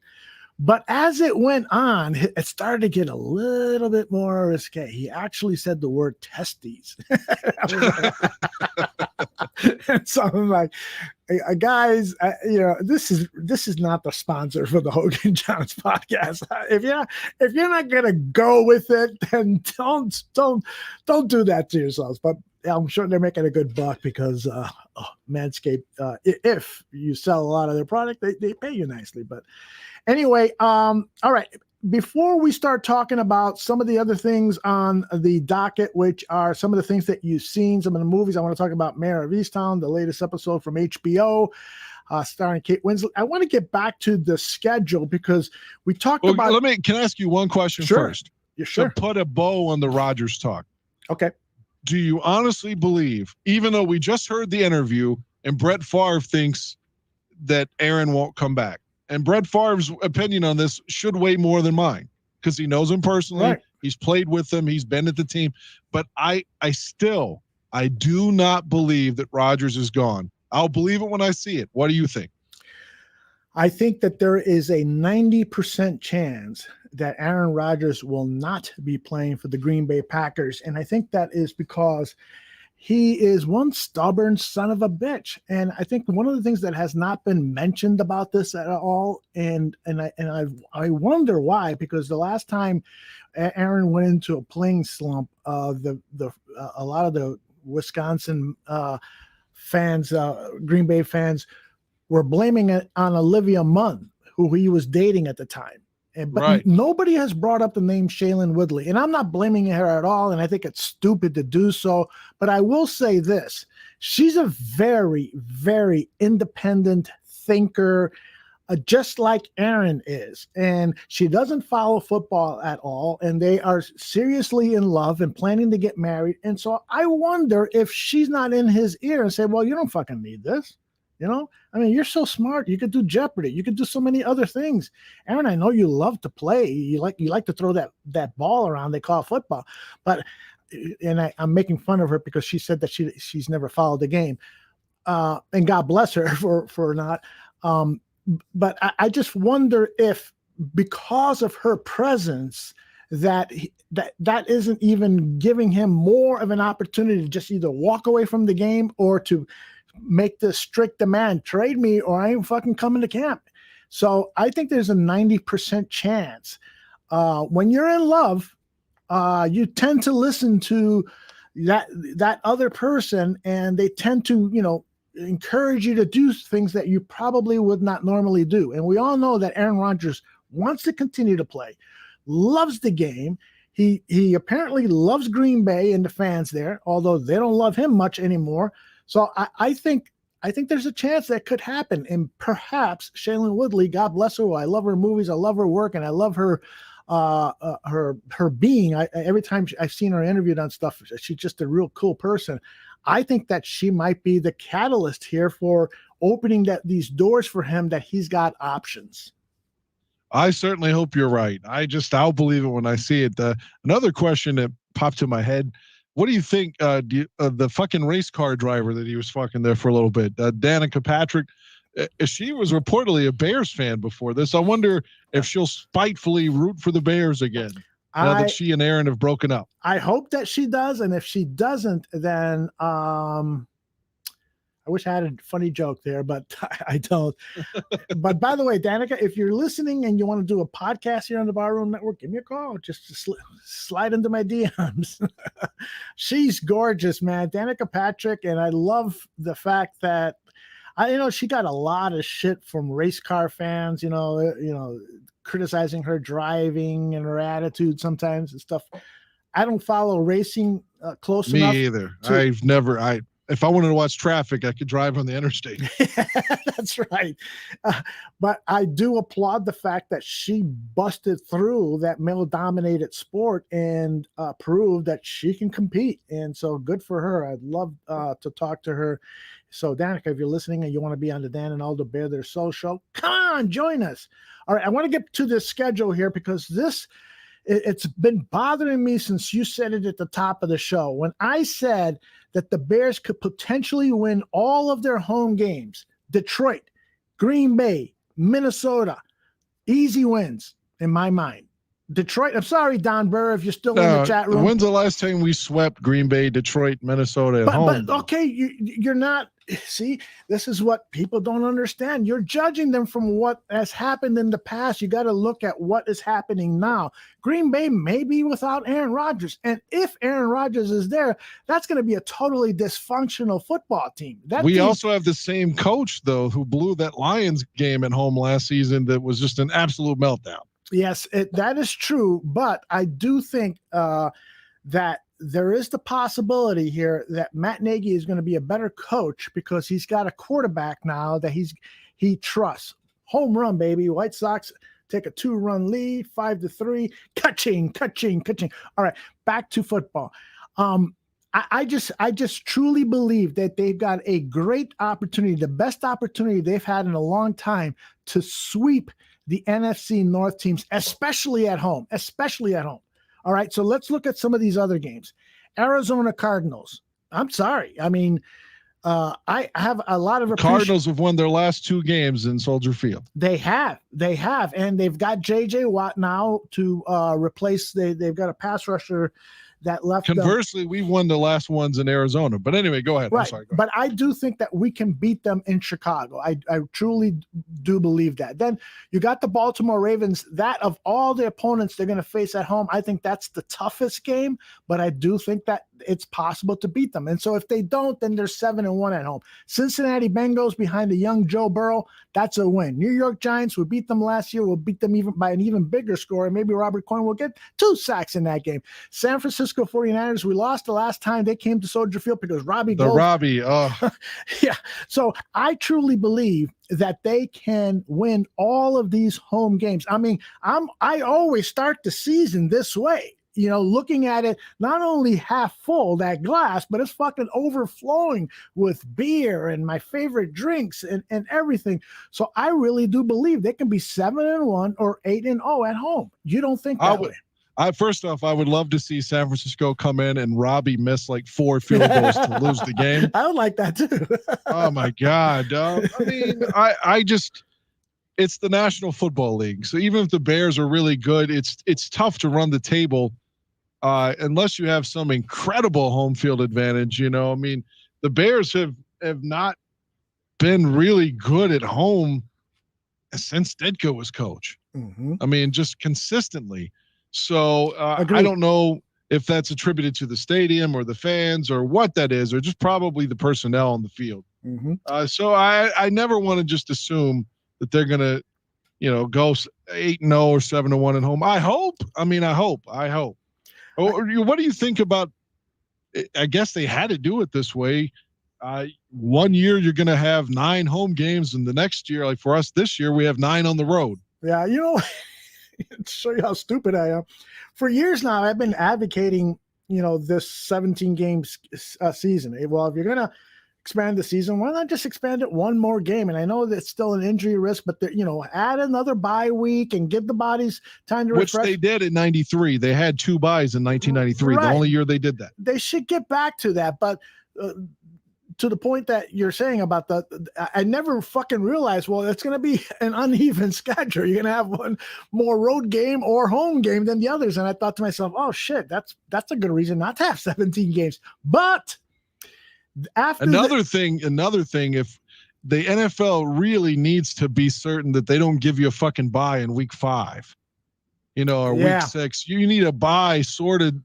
I mean, if you're going to play week 18, with only one bye, you need your bye probably like week 9 or 10. I totally agree with that. Totally agree. They got to figure out a way to make this bye thing work. And I do think that they should stop living in the paradigm that the games have to be weekly. Maybe the game should be every 10 days. Maybe it should be how about wouldn't you like to every night of the week, there's an NFL game on, a NFL game on, or 2 or 3, and Sunday for football is now a thing of the past. I wouldn't mind that. I like the tradition of Sunday afternoon football. I don't give a shit about it. I wouldn't mind seeing a game, if the schedule could be made out in a way where you're giving football players 10 days to rest their bodies and you've at least 10 days to rest their bodies, then you could play a 17, 18, 19 game regular season if you're giving their bodies time to replenish. And so that would mean taking a look at things from an unorthodox viewpoint. But I was going to say, I forgot my point. Something about the schedule, blah, blah, blah, blah, blue. I believe that this team is capable of changing what they have been doing and misfiring and faltering and bad coaching and so forth, because finally now that the coach has a roster that he's much more comfortable with. And again, I'm looking at things half full. I believe also that the defensive coordinator is going to adapt these Vic Fangio coaching methods that is going to bring the defense back to the 2018 team.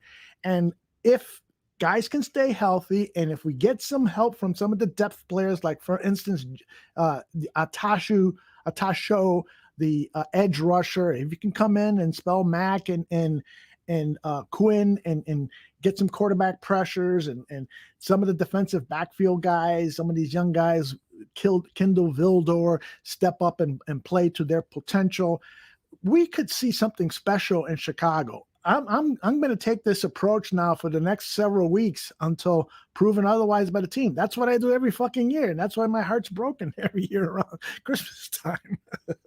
Well, given the schedule, the thing that I'm unable to understand at this point, for years when they started the current format the way it is prior to the 17, let's just say from 2002 through 2020. Mm-hmm. You had, because that's the first year the Texans came in 2002. In 2001, if you remember, they had there was a bye every week because they had an odd amount of teams. They had 31 teams that year. So 32 teams 2002 when you bring the Texans in. You could ask me, hey, what's the schedule going to be next year? And I could tell you, with the exception of the one game you were going to get because of strength of schedule. Or like, for example, if the Bears finished first, I knew that they were going to play the team that finished first in the NFC North and South and West, et cetera. Mm-hmm. I don't understand the formula right now on how for the 17th game, like we're playing the AFC North this year. And again, last time Pittsburgh came in, that's the game Glennon won. So this time we go to Pittsburgh.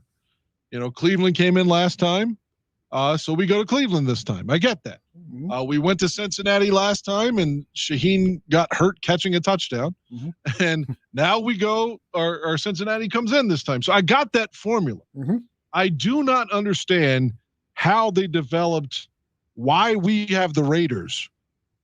And like next year, who are we going to have? Like, why do we have Las Vegas as the 17th game? But I don't know what the formula is now. And that kind of bothers me that I don't understand how we drew the Raiders, which is fine. I'm just saying I wish I knew the science behind it. Yeah, and I think there is a science behind it. I don't think they picked that out of their ass, but I'll have to look that up, and maybe we can talk about that the next time, because I think there is something behind that.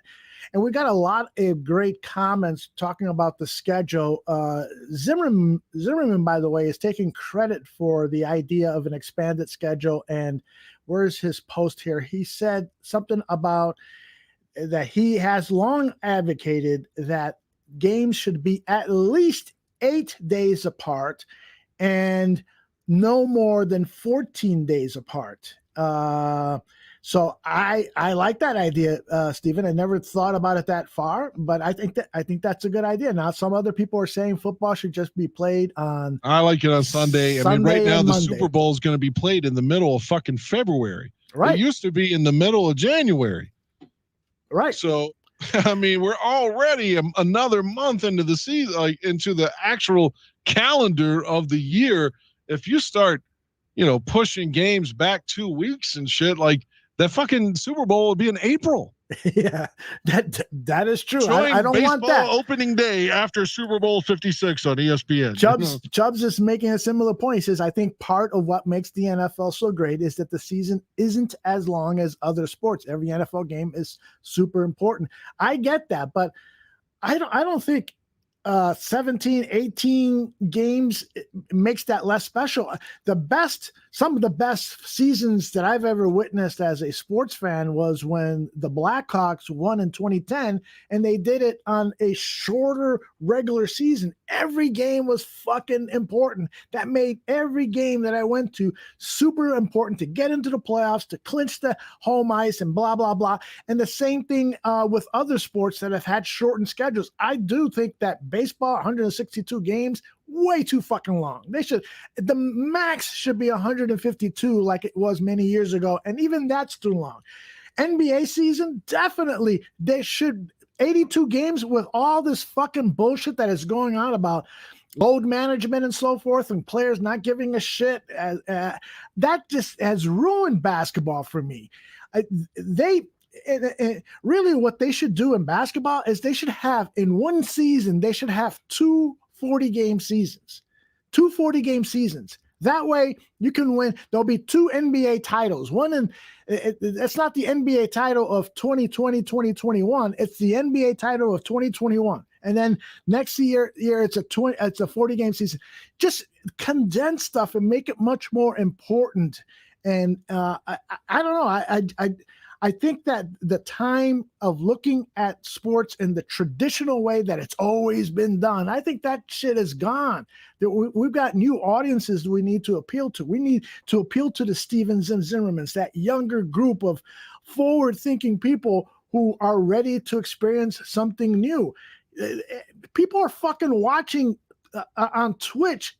People play video games against one another. The NFL, NBA, Major League Baseball, all of these fucking major sports are losing young people to people watching Twitch on TV and watching Vinny and Joey Parisi play video games. I don't understand that. I disagree. If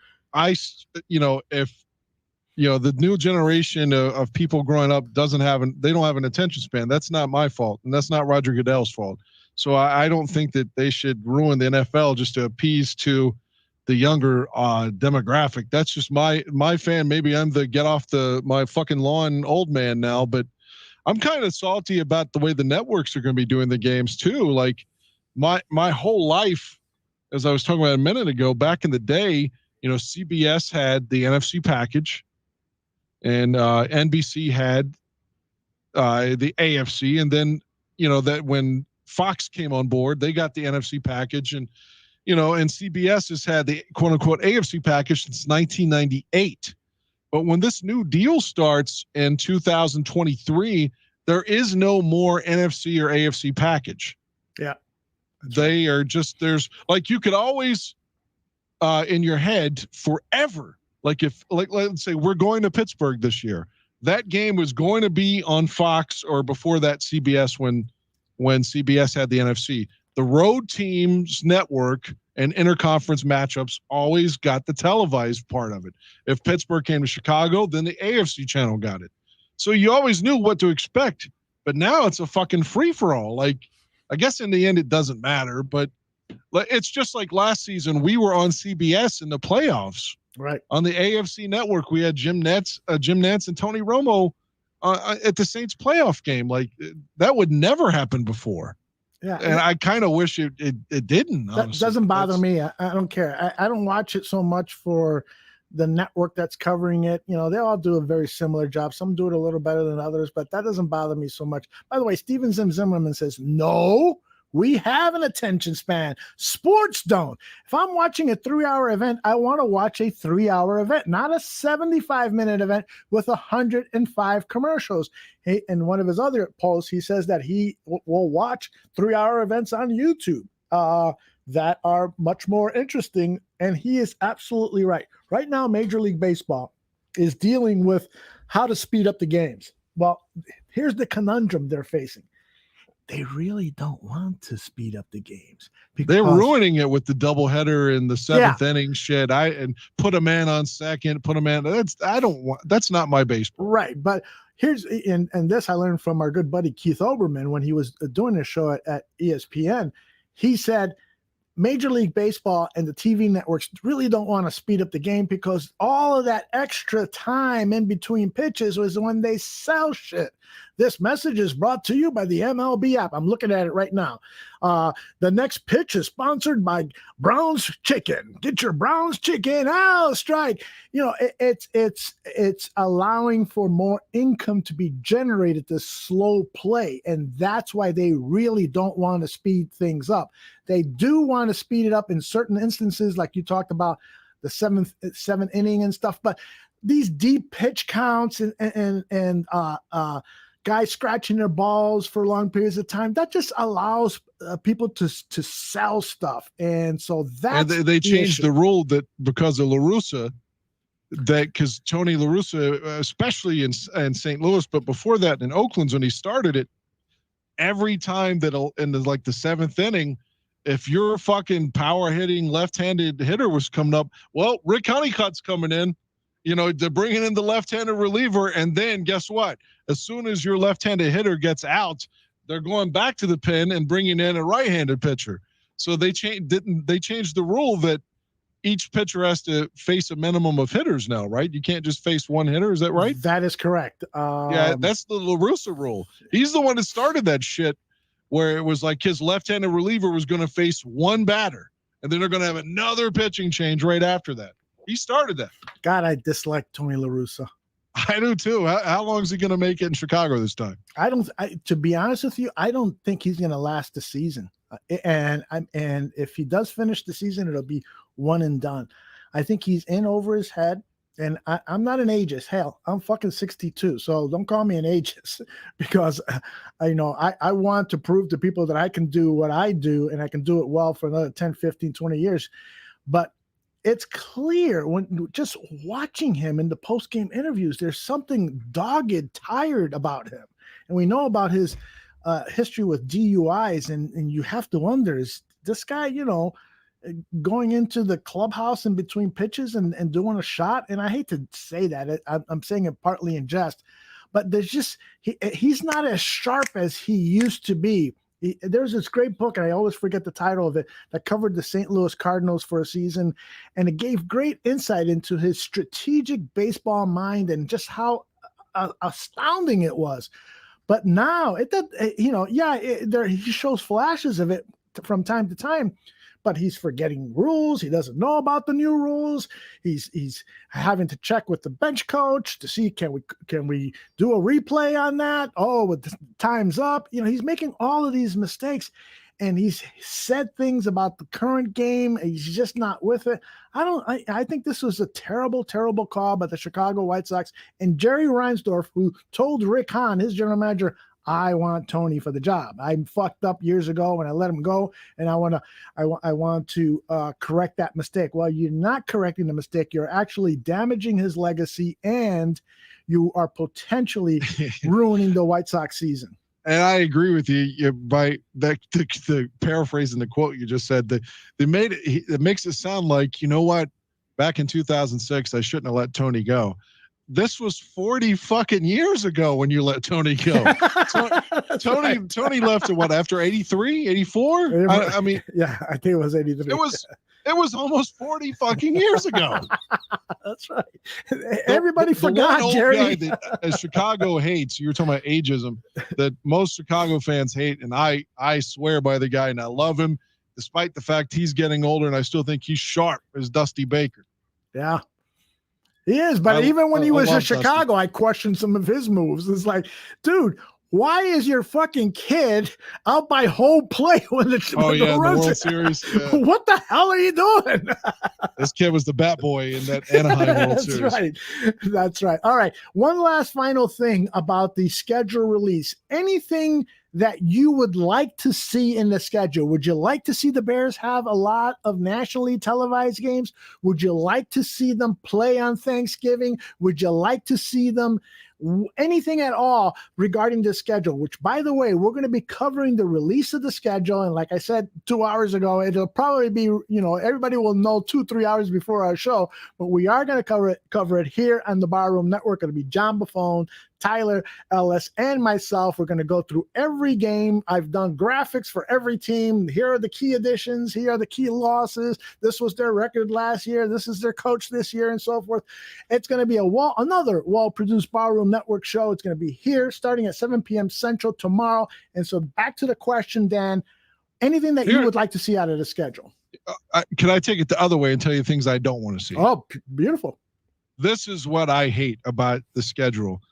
A couple of things, and recently we actually got this in 2019, but for fucking years I was pointing out, okay, the Bears go to Green Bay, go to Lambeau in primetime in 2007, 2009, 2011, 2012, 2013, 2014, 2015, 2000. You get the point. The only time in this span that the Green Bay came to Chicago on Sunday or Monday Night Football was in 2019, the opener of Bears 100.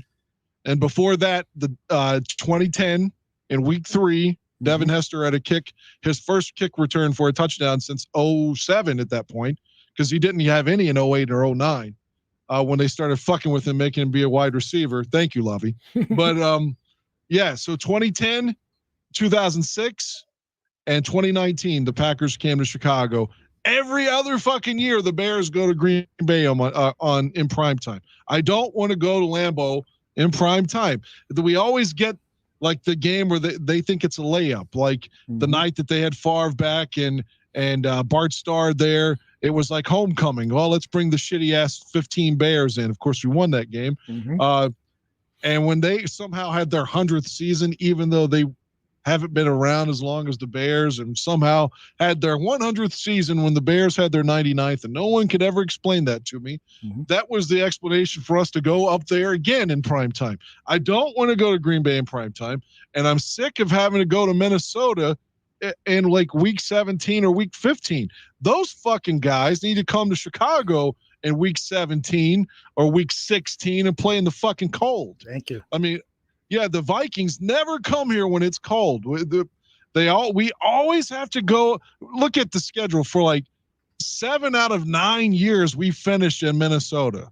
God, that pisses me off. Like I want some variation. Detroit came to Chicago in 15 in week 17, but beyond that, every year in that decade we were going to Minnesota at the end. And even that year, we went in like week 15, and I think we went in week 15 this season, even though we didn't have them in week 17. I would like to see Minnesota come here at the end of the year when it's fucking cold and snowing. I wouldn't mind seeing the same for Detroit, but definitely Minnesota, just for the sheer, like, it's always sunny in like week 4 when Minnesota comes to Chicago. Like, just change it up. Yep. And Arizona is on the schedule. So let's have Arizona Cardinals, who are no friends of cold weather. Let's have them play a game in December at Soldier Field. I like that thinking there, Dan. Let's see what people in the chat room are saying. Zimmerman says, I hope they schedule Green Bay a bunch of primetime games and then Rodgers leaves. Well, that's the story now, is they actually had a commercial for the schedule release show on the NFL Network. It'll be Aaron Rodgers versus Patrick Mahomes. Well, they pulled that part of the commercial out because they don't know if Aaron Rodgers is going to face Patrick Mahomes. So it's going to be interesting to see what the ramifications are for the Packers. They're probably going to, if they have them on prime time, they'll probably push them back towards the latter part of the season when there's that schedule flexibility that the networks can take a game out. I don't know if it's still the same rule that they've got certain amount of opportunities to. The way it is right now, and it's just Sunday night, but starting in 23, Monday Night Football can also do. Oh, wow. Okay. the flexing. Mm-hmm. Now you got to hope that Thursday Night Football doesn't get that, because hell, moving forward, it's only going to be on Amazon as it is. Right, Thursday, right? And as I said, that infuriates me, because if you have the best internet in the fucking world, you're still 3 or 4 plays behind the person watching it live, and that I don't want to be behind. I don't want to be dependent on everything going right for me to see the game. Mm-hmm. What if there is a bad storm and the internet slows down, or something happens? There's a car crash, whatever, and your fucking internet goes out. Anything can happen. Like, I want to watch it on my TV. I can't stand the fact that I have to be reliant on like 12 other variables to watch the fucking game. Yeah, I'm with you. 110%. By the way, you have DirecTV, right? I do, at least for now, right. Because if everybody in the chat room is saying that, I only got DirecTV because of fucking football. Chubbs is saying it, Zach is saying it, and so what happens after 2021 when DirecTV is out of the picture? No, the ticket has 2 more years. The ticket has 21 and 22. Gotcha. On DirecTV. Now, the word around the campfire is DirecTV still has a chance to keep the over-the-air broadcast portion of Sunday Ticket moving forward. That hasn't been ruled out. It has been ruled out on the streaming. They are not going to have the rights to the streaming at all, and I don't care. So if it comes through the TV, over the air, then I will just keep DirecTV. That's fine. Like I said, if I can watch the Bears that way, then I'm happy. I'm afraid that moving forward, that's not going to be an option. Like with anybody, that you're going to have to watch it on your phone or on a smart TV or whatever. I want it to be broadcast on TV in a traditional sense, because like I said, streaming is always behind. And I know that from talking to Tooch and Aaron and Zim and them in the chat group, a lot of them have to watch their shit on streaming. And I'm always like, oh, fuck, did you see that pick or whatever? And they haven't seen the play yet. And I always feel like such an asshole because they're like 4 plays behind me. Yeah. When I do the show with John Buffone and Tyler Ellis, I'm seeing stuff well before they have. So I'm saying, oh yeah, interception. And they're like, what? Oh, there it is. So I get what you're saying, but you know what? Who gives a fuck if it's a few seconds late? It's not a few seconds though. And in that time, like you said, I'll have tweets coming to my phone from, like, let's say Adam Hogue or Adam Johns, especially during the game, because how many times, let's just say we've talked about Cutler earlier. Let's say, okay, Jay goes down, or now Andy Dalton goes down. Chances are Johns or Hogue or somebody's going to tell you what's going on before Fox does. So I want to see the beat writers' reports, because they'll tell you, like, if Fox has gone to commercial, hey, Dalton's in the tent, he just came out, he's okay, whatever. Yeah. So I'm going to get those updates. If I'm behind, those updates are going to be spoilers. Mm-hmm. So then I can't even watch the phone. I can't even have my phone in my hand at all. And if I'm watching the game, if I'm worried about them spoiling what's going on. You see what I'm saying? Sure. So now I can't communicate with anybody while I'm watching the game if I'm worried about spoilers, because I don't want it to be spoiled before it happens. He says they need to make the games available a la carte. I like streaming options too. Don't have cable and I don't want it. Would you be okay if they were charging you $5 for every game that you want to see? A la carte would be fine, or they could do, if they did it the way the NBA does now. For years, the NBA, you had to buy the NBA League Pass, and it was the whole package. Right. But now, like, let's say, you're in Chicago, you're a Bulls fan, but let's just say for whatever reason you liked, I don't know, Sacramento. Let's say you grew up in Sacramento, or just as an example, you can say, okay, I only want the Kings games. Mm-hmm. And you can do that with Major League Baseball as well, with extra innings. So that would be cool if the Sunday Ticket said, hey, man, here's $79.99, just buy the Bear games. I would be fine with that. Although I would probably still buy the overall package, because late in the year, that's always fun. Like, let's say you don't want to be in a situation where you're dependent on somebody else. But let's just say it was like, well, the Bear, like we talked the game you were at last week, we were talking about how you were at the 79 game where the Bears had to beat the Cardinals, and then Washington had to lose in Dallas.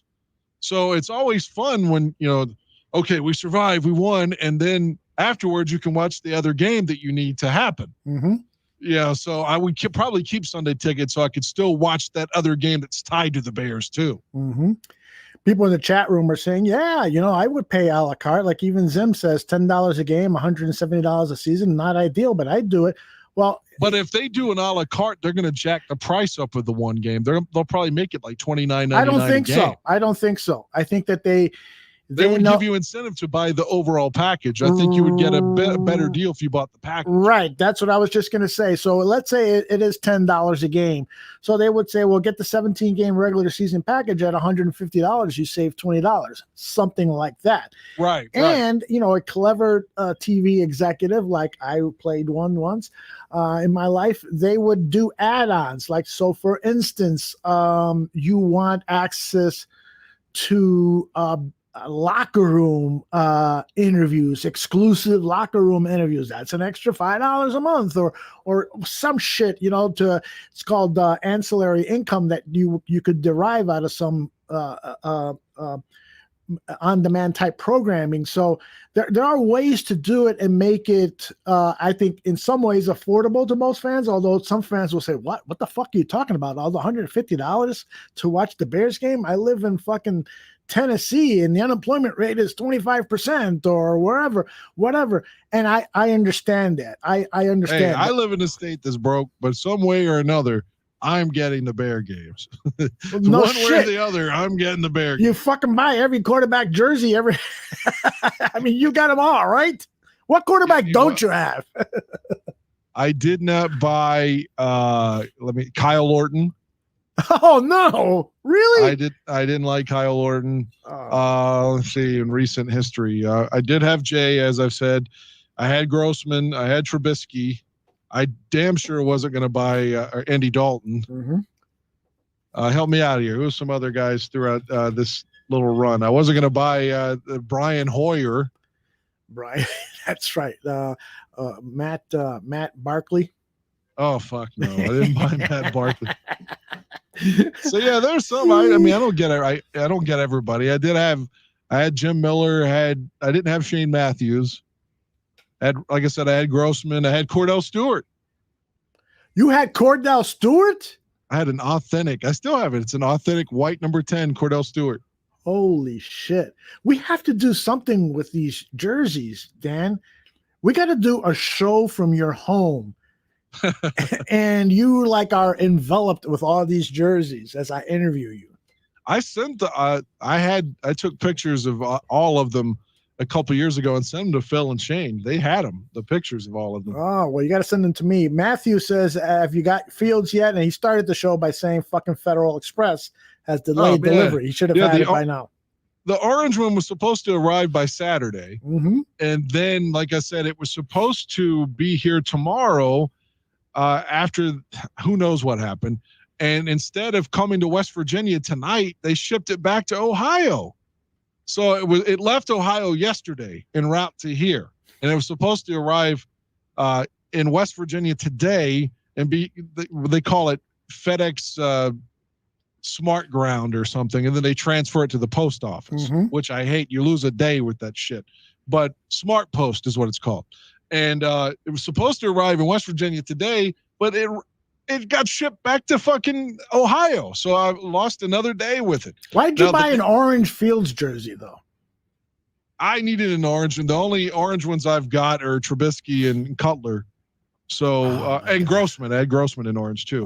So I was going to say you jinxed him, but there isn't any other quarterback you could buy. Well, I don't have any other players in orange, so I needed somebody current. Yeah, I get you. Whenever the Bears are wearing orange. So the Navy one isn't supposed to ship until June for some reason, but the orange one's already shipped. It just who the fuck knows when it'll get here. People in the chat room are saying, hey, you spend $20 to $40 in a bar anyway watching a game, so why not pay the $10 or whatever it would cost doing an a la carte thing? And I totally agree with that. I mean, although I do have to say that typically when I go to a bar to watch the game, the chicks are buying me drinks. All right, moving on here. That was actually true many years ago when I too long ago to remember.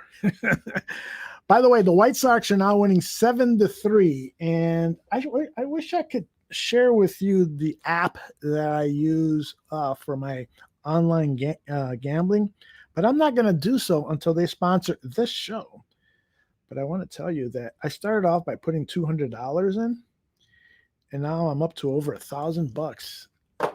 I'm never going to be a gambler. Even if Mike North was hooking me up every day, I'm not gambling. I'm telling you, I think I'm better than Mike North. I'm going to tell him, by the way, we're moving the Mike North advantage to Thursdays now because his golf league has their weekly game on Wednesday morning. So Mike wants to do it on Thursday morning. So on Thursday, I'm going to tell him, Mike, I think I should be doing the picks now, baby, because I'm on a fucking roll. I am red hot.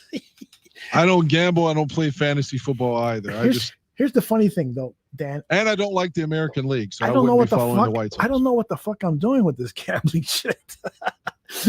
I only gamble on Cubs, White Sox, Bulls, because I know these teams so well. Blackhawks, because I know these teams, so I got a good feeling. I'll bet on them to lose on one occasion. I'll bet on them to win. I'll take the run or the goal line or whatever it is, because I know these teams. Now, Mike's got some fucking formula where he doesn't even know the players on a hockey team, and he says they're going to win by 2 goals. Well, I don't know how you do that.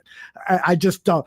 I'll bet on stuff that I know. And every time I go to Vegas in the past, the only time I gambled on sports was when I would make my annual trip to Vegas. I loved sitting at the sports book and having some busty chick bring me free drinks while I'm gambling on games. That was cool. And so now that I'm doing this online, I got everything I need except the busty chick.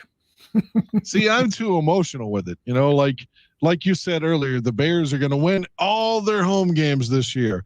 Like, the common sense in me says that bullshit, that's not going to happen. Now, that's what I hope. But if I were going to bet, like, I couldn't do it. I would always, I'm never betting on the Bears to lose. Never. I'm never going to do it. That's why I can't play fantasy sports. I'm never going to say, well, I hope Bears win today, but goddamn, I hope Rodgers throws 4 touchdowns. Never. I can't do it. So I can't be a good gambler because my heart is too invested into the Bears. I can't bet against them. But Dan, if the app says we're doing a power boost today, so anything you win, there's a 25% increase, and you've got a really bad feeling about the Bears game against the Pittsburgh Steelers this weekend, and you say, fuck it, I'll bet $25. I know the Bears are going to blow this. I'll bet $25. I'm still going to root for the Bears, but if I lose, and so if I lose the $25, I'll lose the $25. But if I win, now I'm making $125.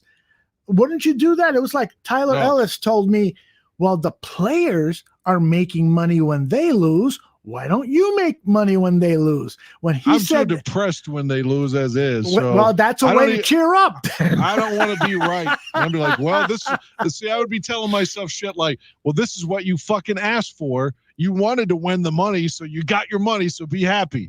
No, I want them to beat Detroit. So I'd rather have that happen than win money.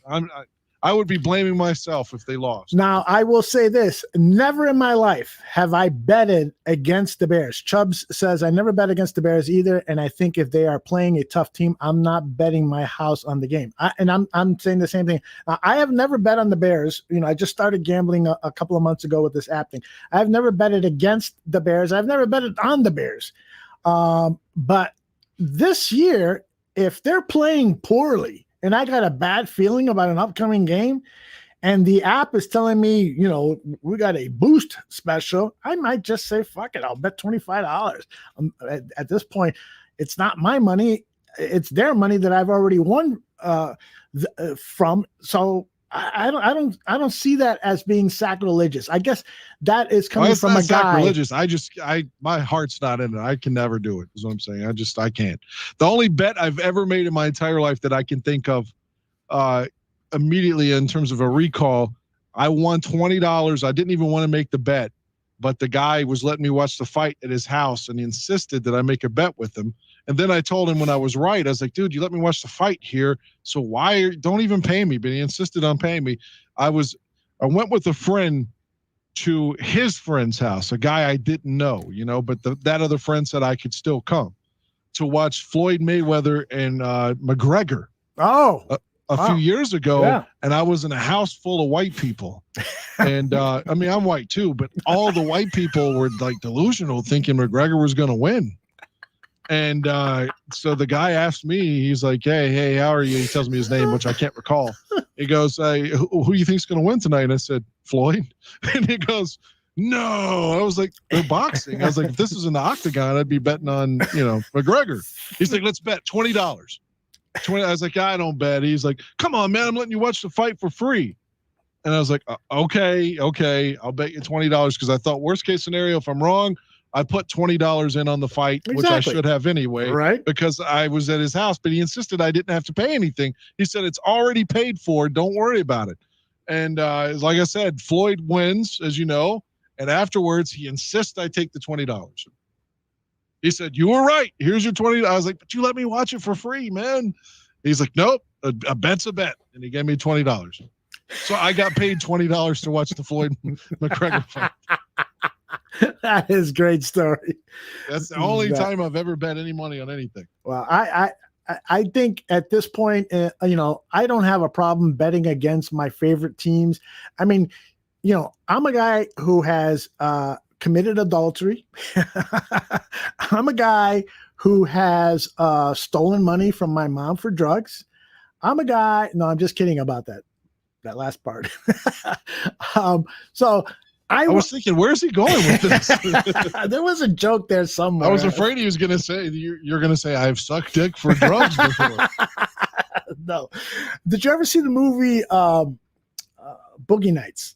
Yeah, I love it. It's a great movie. But the guy, Mark Wahlberg, but he chooses to try to lets the guy jack him off or something for dope. Like, yes. Like, why would the other guy want to just beat you off and pay you?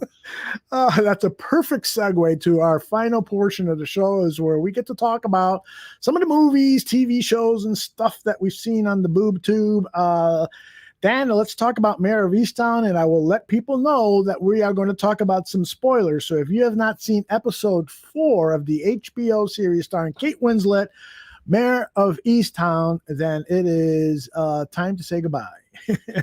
All right, Dan, what'd you think about the episode? Why don't you give us a quick synopsis about... I liked it better than you did. I liked the 4th episode. You described it as filler until the ending. I thought it was good. Like, we finally got to see Evan Peters, or I think his name on the show is Clive. Right. We got to see his home life. Like, what's this guy like?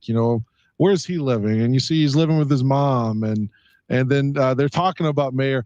And that's part of the reason I still don't rule out the new professor boyfriend guy that just moved to town as being a part of the villainous group that could be the killer, or maybe the killer himself, because Evan Peters' character seems like he's going to be the love interest when this is all over. He's asked her out for a date. He's sort of intimidated by it. He's shy.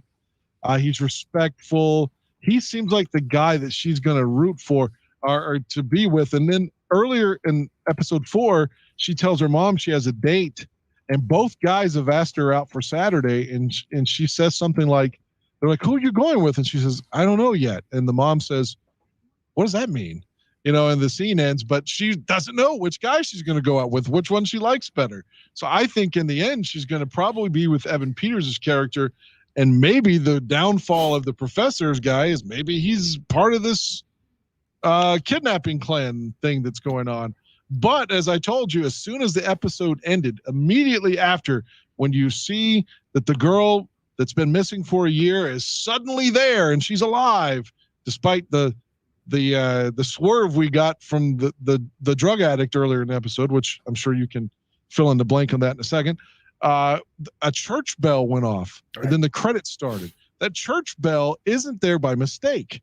They're wanting us to think that priest is involved in connection with the kidnapping there. Well, maybe he is, but maybe he isn't. Right. Maybe it's a swerve. Exactly. They've been issuing a lot of clues pointing towards the priest as the main suspect in these crimes, which to me makes it seem like, well, then it's a little too obvious. I mean, every episode kind of points as the priest as being a guy who has had issues with teenage women in the past. He was kicked out of his last parish for a relationship that he had with a teenage girl. There's a scene where he throws the bicycle that the girl was driving and throws it into the lake or pond or whatever. And so there's incident after incident pointing towards the priest, and it just seems too obvious to me. You know, priests have been picked on so much. Yeah, I agree. I don't want it to be him. I don't want it to be him either. Yeah, because it just seems like such low-hanging fruit to blame religion for it. I don't want to blame religion for like the corrupt religious guy that's been in like 100,000 shows or movies. Yep, I totally agree. But I did feel like the investigative part of the episode was slowed down, I think, to... Well, it has to be because she's suspended. Yeah, but they could have spent some more time on him, Clive, doing the investigative part. And there was just a lot of attention paid towards character development and so forth. And I didn't mind it so much, but it did feel a little bit like filler. You know, sometimes in these series, there is this feeling that, you know, do they have enough material to fill the 7-part series? And I thought some bombshells happened, actually. If you think about it, we find out that the girl that was killed actually was hustling. She was selling her pussy because she wanted to pay for the kid's ear surgery, because the kid needed tubes for his hearing. Right. And the shitbag would-be dad that looks like Ashton Kutcher, or a little bit like Ashton Kutcher, wasn't going to pay. But we found out in the episode that guy's not the dad. And Kate Winslet's former husband is also not the dad. So we don't know who the dad is. That was a big bombshell. Let's see, where was I going? There was a couple other ones, but like the fact that she was hooking. We find out that we got a new girl that's been kidnapped who was also hooking. And the one that was disappeared early in the show was also that, you know, when the show started, we had a missing kid. She was hooking. Mm-hmm. And I agree. I mean, reflecting back on it, you're absolutely right. There were new developments and a couple of bombshells. And so that is cool. By the way, I don't think the dad, maybe dad of the child, looks so much like Ashton Kutcher as he looks like, what's the name of the actor that plays Clive? Evan Peters. He looks like Evan Peters before the dramatic weight loss, like the Evan Peters from American Horror Story, when he was a little heavier. Don't you think that he looks more like that Evan Peters than Ashton Kutcher? But doesn't matter. I think he looks like Ashton Kutcher if he was a regular guy, like not a celebrity. All right. That's the way he would look if he grew up in a trailer park. I don't know. That's right. Before we move on, I just want to again acknowledge the acting by Kate Winslet. She is simply fucking phenomenal in this show. I like it when major movie stars say, I am going to totally dive into this role. And I am, you know, and this is a gritty role. I play a bitch. I play a Slavic chick who I don't care about my appearance. That one scene where she goes to see the shrink who is dealing with her. She's got a t-shirt that isn't the Hanes t-shirt. It's got the V-neck when it's not a V-neck t-shirt. She's, wearing clothes that probably haven't been washed in a while. Her hair is disheveled. She's got the rings, the bags on under her eyes and so forth. She is just really laying it all out there to make it so believable. And I applaud that when major Hollywood stars say, fuck my image. I'm just going to play this role as it's written. And she has really, really done a fabulous job. And there are a lot of other good performances on this show, but I think she deserves special acknowledgement. All right. I agree. But one of the things that I foreshadowed there, that they was so cold of the guy that plays the addict to pretend that he had kidnapped the girl and was going to, oh my God. Yes. And his sister is like the girl's babysitter too. Right. But didn't that feel like filler? There, for those people who aren't tracking, there's a scene where a drug addict has pretended to be the kidnapper, and who knows, he might be the kidnapper, but he calls this woman who her daughter has been missing for a year and tells her, I'll turn over to your daughter to you if you bring me $5,000. And she brings the $5,000, but it's really not $5,000. And she sees who it is, and it's this drug addict guy. He really didn't have the girl. He probably was just doing this to see. I liked that story because immediately I was watching with my nephew. Yeah. And both of us said $5,000 seems a little low, but it would be low because this dude, that's a lot of money for a fucking guy that's out sucking dick to get high. Yeah. $5,000 is like winning goddamn Powerball for him with all this. He's going to die of an overdose if he gets $5,000. Mm-hmm. So yeah, that's why he says 5,000, but that's what makes it more believable too, is that he knows intimate details about the kid because his sister babysits for that woman. So that's why she bought in. Okay. Because he knew like the missing girl's middle name and stuff. So she's like, oh my God, he really knows her. Okay. But that makes sense. Yeah. I didn't see it. Yeah, he did know her because he had the inside info because his sister works for her. Okay. Wow, so I thought that was good writing. I didn't see it coming. And then like when he took his toboggan off because he was like pissed off that there was no money in her purse because I thought she stole the money from that gas station or wherever it is she's working. And then, she sees who he is and it's just like, oh man, because they already said that he had died earlier in the episode and Narcan brought him back. Mm-hmm. So I thought that was good writing. I didn't predict it at all. Well, I'm going to watch the episode again. Sometimes I do it with these shows if I have a little time, and maybe tonight after the show, I'll watch it again because you're kind of swaying me back into maybe it wasn't so much filler as it was just some hints about things and some needed character development.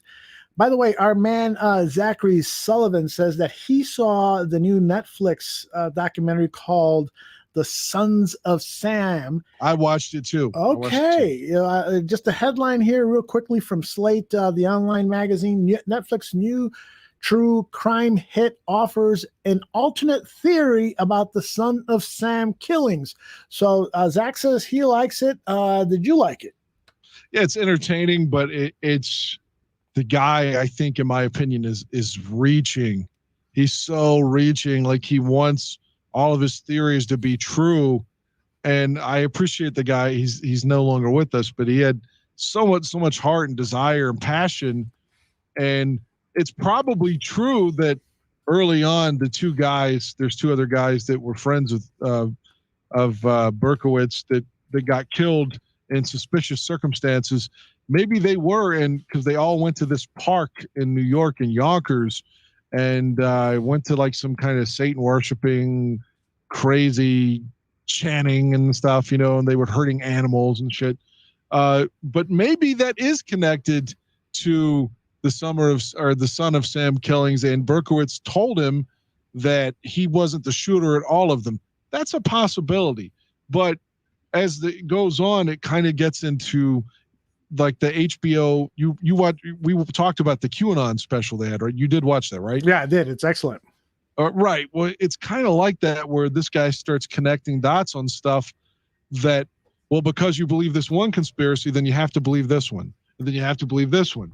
And it's just, he starts going all over the place. Now, suddenly, not only are they Satanists and killers, they're also pedophiles. And it's like everything he's doing is now to conquer evil, which in a lot of ways is what the QAnon people are doing. Oh, Hillary's hurting kids and Biden's hurting kids. They're drinking kids' blood and they're sex trafficking children. It's crazy shit.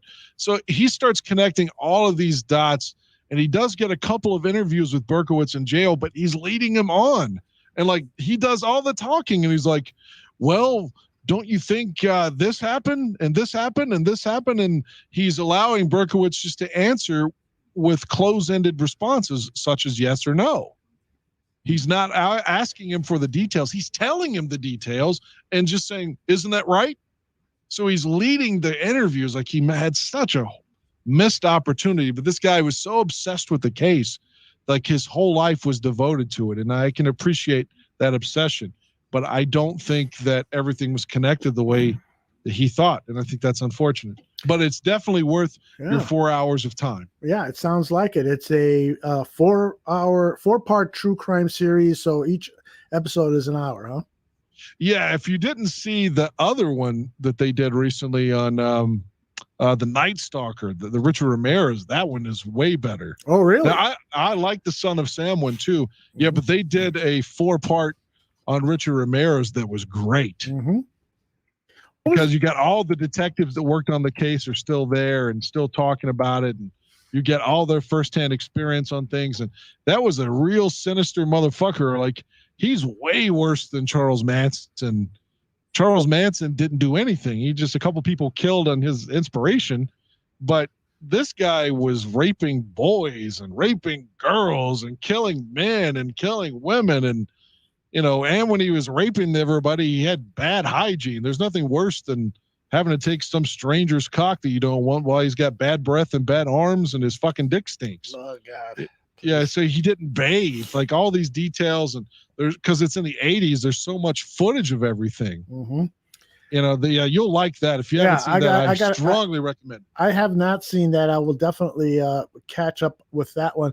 One documentary I did see on Netflix a few months ago, the Hotel Cecil's, the what's it called? Hotel Cecil. It was about that hotel in New York, Cecil Hotel. What the hell's the name of the documentary? Let me see if I can look it up real quick. You don't know what I'm talking about. I have not seen whatever you're about to talk about. Right. All right. So it's called Crime Scene: The Vanishing at the Cecil Hotel. It is this fascinating 2-hour documentary. I think it's 2 hours, or maybe it's multi-part. I don't remember. My wife and I saw it a few months ago. And apparently there's this hotel in New York that has a terrible reputation. It is where junkies stay, prostitutes, blah, blah, blah. The hotel has a long distinguished history. It used to be the place where celebrities would go to, and it's got this very opulent lobby, and it's just beautiful. But over the years, it's in Skid Row. Yeah, it's in L.A. in Skid Row. Sorry. Thanks, Zach, for correcting that. But over the years, it's become dilapidated, and it's been the scene of multiple crimes. And what happens is there is this young woman who leaves her home, I think in Canada, and she wants to travel and visit the world and so forth. And she goes to LA and visits online places to stay. And the Hotel Cecil is a place that's recommended. Not the best choice she could have made. And she meets with, and I won't destroy this for anybody, but she meets with something happens. And it's a really fascinating and very, very well done, stylistically done documentary. There's a couple of story point telling, documentaries are very tricky to make because you try, in most instances, the documentarian tries to be objective. And so you don't want to take a point of view, and you want to be fair with the audience in terms of what you divulge. Well, this particular documentarian kind of left out a few important things. It is a multi-part series, by the way, as I remember better now. It kind of left out a few things early on and then shares them later. It's like, well, if you would have fucking told me that in episode 1, I wouldn't have been thinking about this. But nonetheless, I still highly recommend it because it's really captivating. And if you've got the 4 or 5 hours to dedicate to it, I say you should check it out. What's it called again? It's called Crime Scene: The Vanishing at the Cecil Hotel. And I hope I haven't given no, I might check it out this week at work. Like I told you, when I go to 911, I could go there tonight and be pure madness and not have time to scratch my balls, but I could go and have 3 hours of nothing going on where I watch a movie. Great. I hope every night is like that as long as you can keep your job. So I might be able to check it out this week. I would love to do a documentary with you where you're just sharing some of these stories, these 911 stories. And, you know, maybe we do like recreations of some of the ones, you know, like how it sounds funny, but I think it could be award winning because you're such a great storyteller, Dan. And, you know, and with a good filmmaker, and I think I am one, we could recreate some of these scenes, like, you know, the story you shared earlier about the people having sex. Yeah, the Quality Inn Hotel. Like I think I brought this up last week. The guy, it's still in my head. They kept hearing a woman scream, you know, and they go to this fucking like dude's shed in the back of his yard, and he's so high, it's like Edward Norton on Fight Club. He thinks he's fighting somebody. He's hitting himself. He's so high on meth, and he's acting out the parts of the male screaming at the female and the female screaming. Oh no. Cut I mean, to the how recreation. high do you have to be? Cut to the recreation. He's taunting himself. That is weird. That is Yeah, weird. it's hard. You can't make this shit up. That But is before weird. we go, I do need to go in just like 5 minutes. You bet. I mentioned this to you in text. I watched the we talked about before, the Last Picture Show. I watched the sequel today, finally, called Texasville, Right. How is that? which came out in 89, 90 or whatever. Now, you did like the Last Picture Show, right? It's one of cinema's gifts, one of the gifts to cinema by Peter Bogdanovich and that cast. It's a great Well, movie. he directed the sequel. Okay. Some of the people, you know, if you really like the first one, you might want the second one to be black and white too, and it's not. In reality, it's about 20 years later, but their characters are supposed to be 33 years older. But because Jeff Bridges became a star, and, you know, he wasn't yet in the first one, the movie is centered around Jeff Bridges' character instead of the other guy who was the main character in the older one. Mm-hmm. He's in it.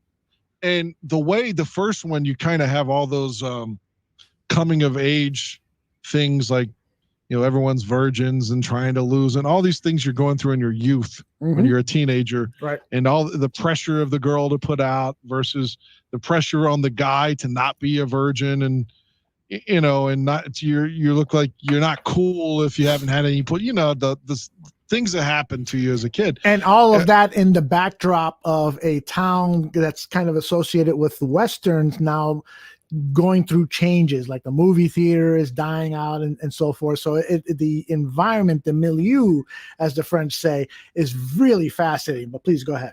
Right. It's sort of like I live in one of those states, you know, seriously, where things are like that, like where, you know, back in the day it was flourishing because of coal mines and stuff. So you see a lot of these dying towns that used to be something. So that movie, struck something with me because I feel like I've been in towns like that, you know. But in the sequel, they're still around this town. The close by. I don't think Jeff Bridges lives in it, but he's become wealthy because of oil. Right.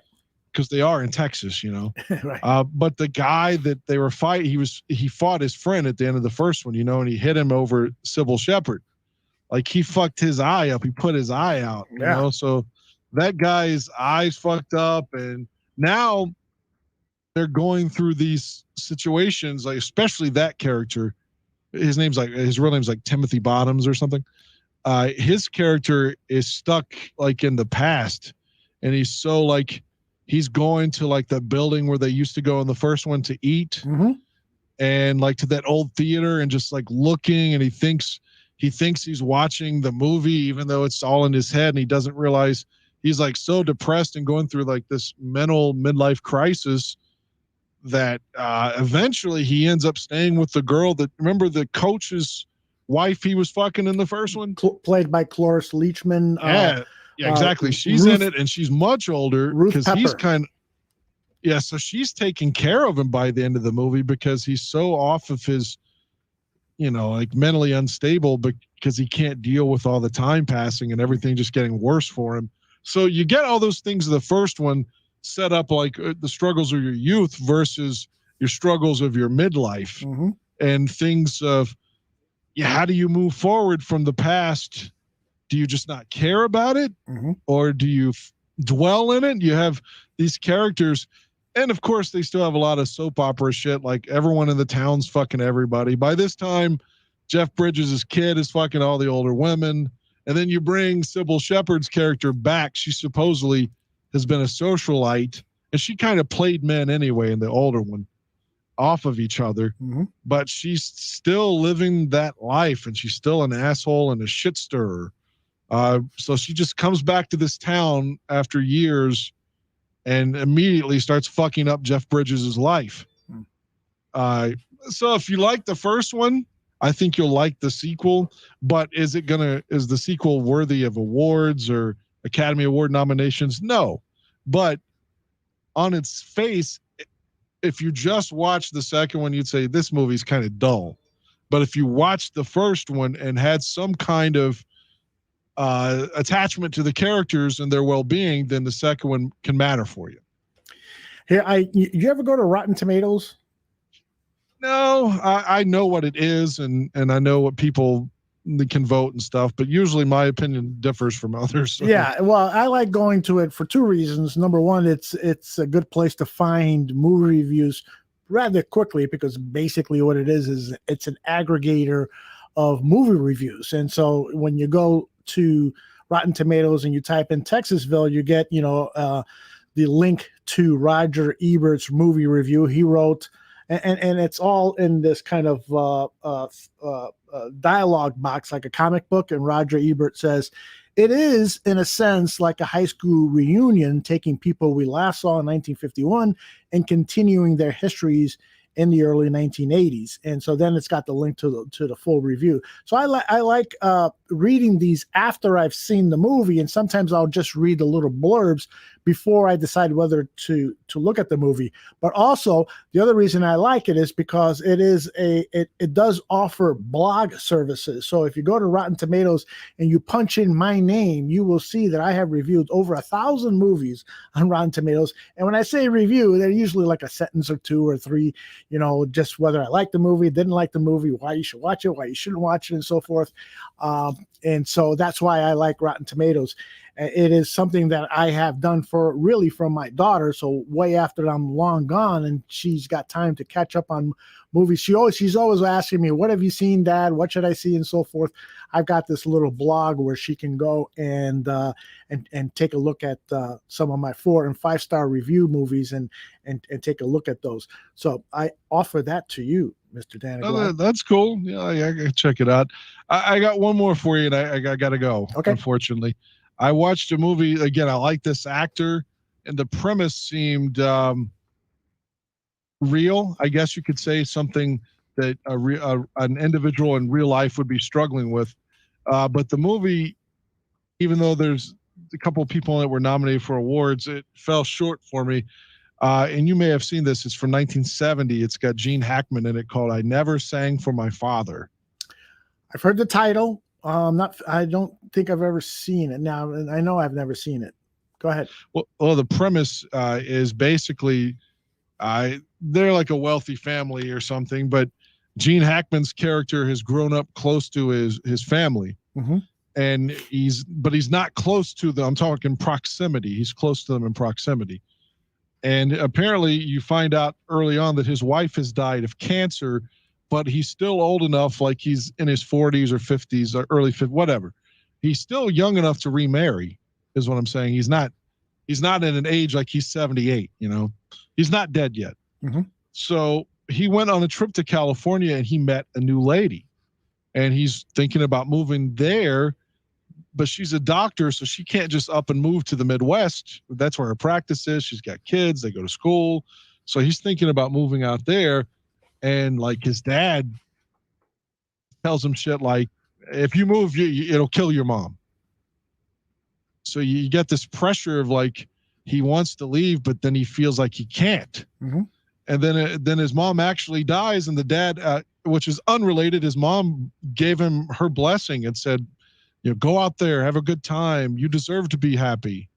You deserve to live. We can travel to each other, But when the mom dies of like a heart attack or whatever, because they're both like 80, because Gene Hackman's character is like 40, and they say that they had him late in life, Right. And the dad's like, well, I told you, if all this talk about you leaving, you're the reason your mom died. Mm-hmm. And so now he's got this, he admits to his sister that, you know, like he's always hated his dad, and he hates himself for hating his dad because he wished he were close to him. So all of that, and finally Gene Hackman has a scene where he's like, you know, blows up finally, and he screams at him. He's like, God damn it, I told you could go with me. He's like, for the first time in my life, I actually thought I loved you when mom died because I felt so poorly and so badly for you, and I wanted to take care of you. And I asked you to come with me, but now I'm just reminding like how much I hate you. And like, so Gene Hackman is such a good actor that he makes it better than what, like, I think I'm making it sound better than what it really is. It's not the ideas are there, but I think it's poorly executed with the exception of Gene Hackman's acting. Hackman is one of the great actors. He's got to be up there close to 90. He's 91. 91. Yeah, I looked it up when I was watching the movie. Yeah, it's a shame we don't get to see him acting much anymore at all. I think he's officially retired. By the way, before you go, and I know you got to go, Zach has a great question, and I'd love for you to answer it. What's the best movie that really messed with your head? Maybe not David Lynch ultra weird, though.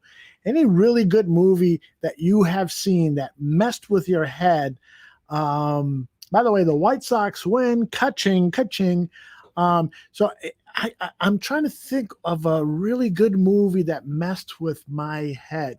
But mess with your head, is that favorable or is that unfavorable? In any way, I'm going to answer for Zach here. In any way, could be in a good way, could be in a bad way. I would probably edit that and say in a bad way. Any movie, a Serbian film, the classic, a Serbian film. And we'll talk about that on next week's show with Dan Aguirre. We will revisit the Serbian film and discuss whether or not there should be a sequel to the Serbian film. You need to watch it between now and next week. Yeah, okay. I promise to do that, and we'll have a thorough discussion about that. By the way, can we do next Tuesday as well? Yeah, I'll try to work and make that happen. Oh, I like the way you help out the show. Steven Zimmerman says, The Girl Next Door is the movie that really fucked with his head. I'm not sure I know that movie. I don't think I do either. Sounds like a porn title, Zim. You got to explain. By the way, you need to get out of here, right? Yeah, I do. I got to drive to work. All right. When you want to share any last stories, everyone in the chat room is asking, can you please share one last sex story before you leave? Nothing dramatic happened. I mean, like I said, it was just a thing, you know. Anything from the past that people want to know? Have you ever made love with a woman from South America? I have not. I've told you this before. All the ladies I've been with have been white, with the exception I've slept with 3 black women and 1 Native American, but everybody else has been white. The worst thing I ever did, how about this? Like the asshole thing I did, the worst, like, come on, man, you're better than that thing.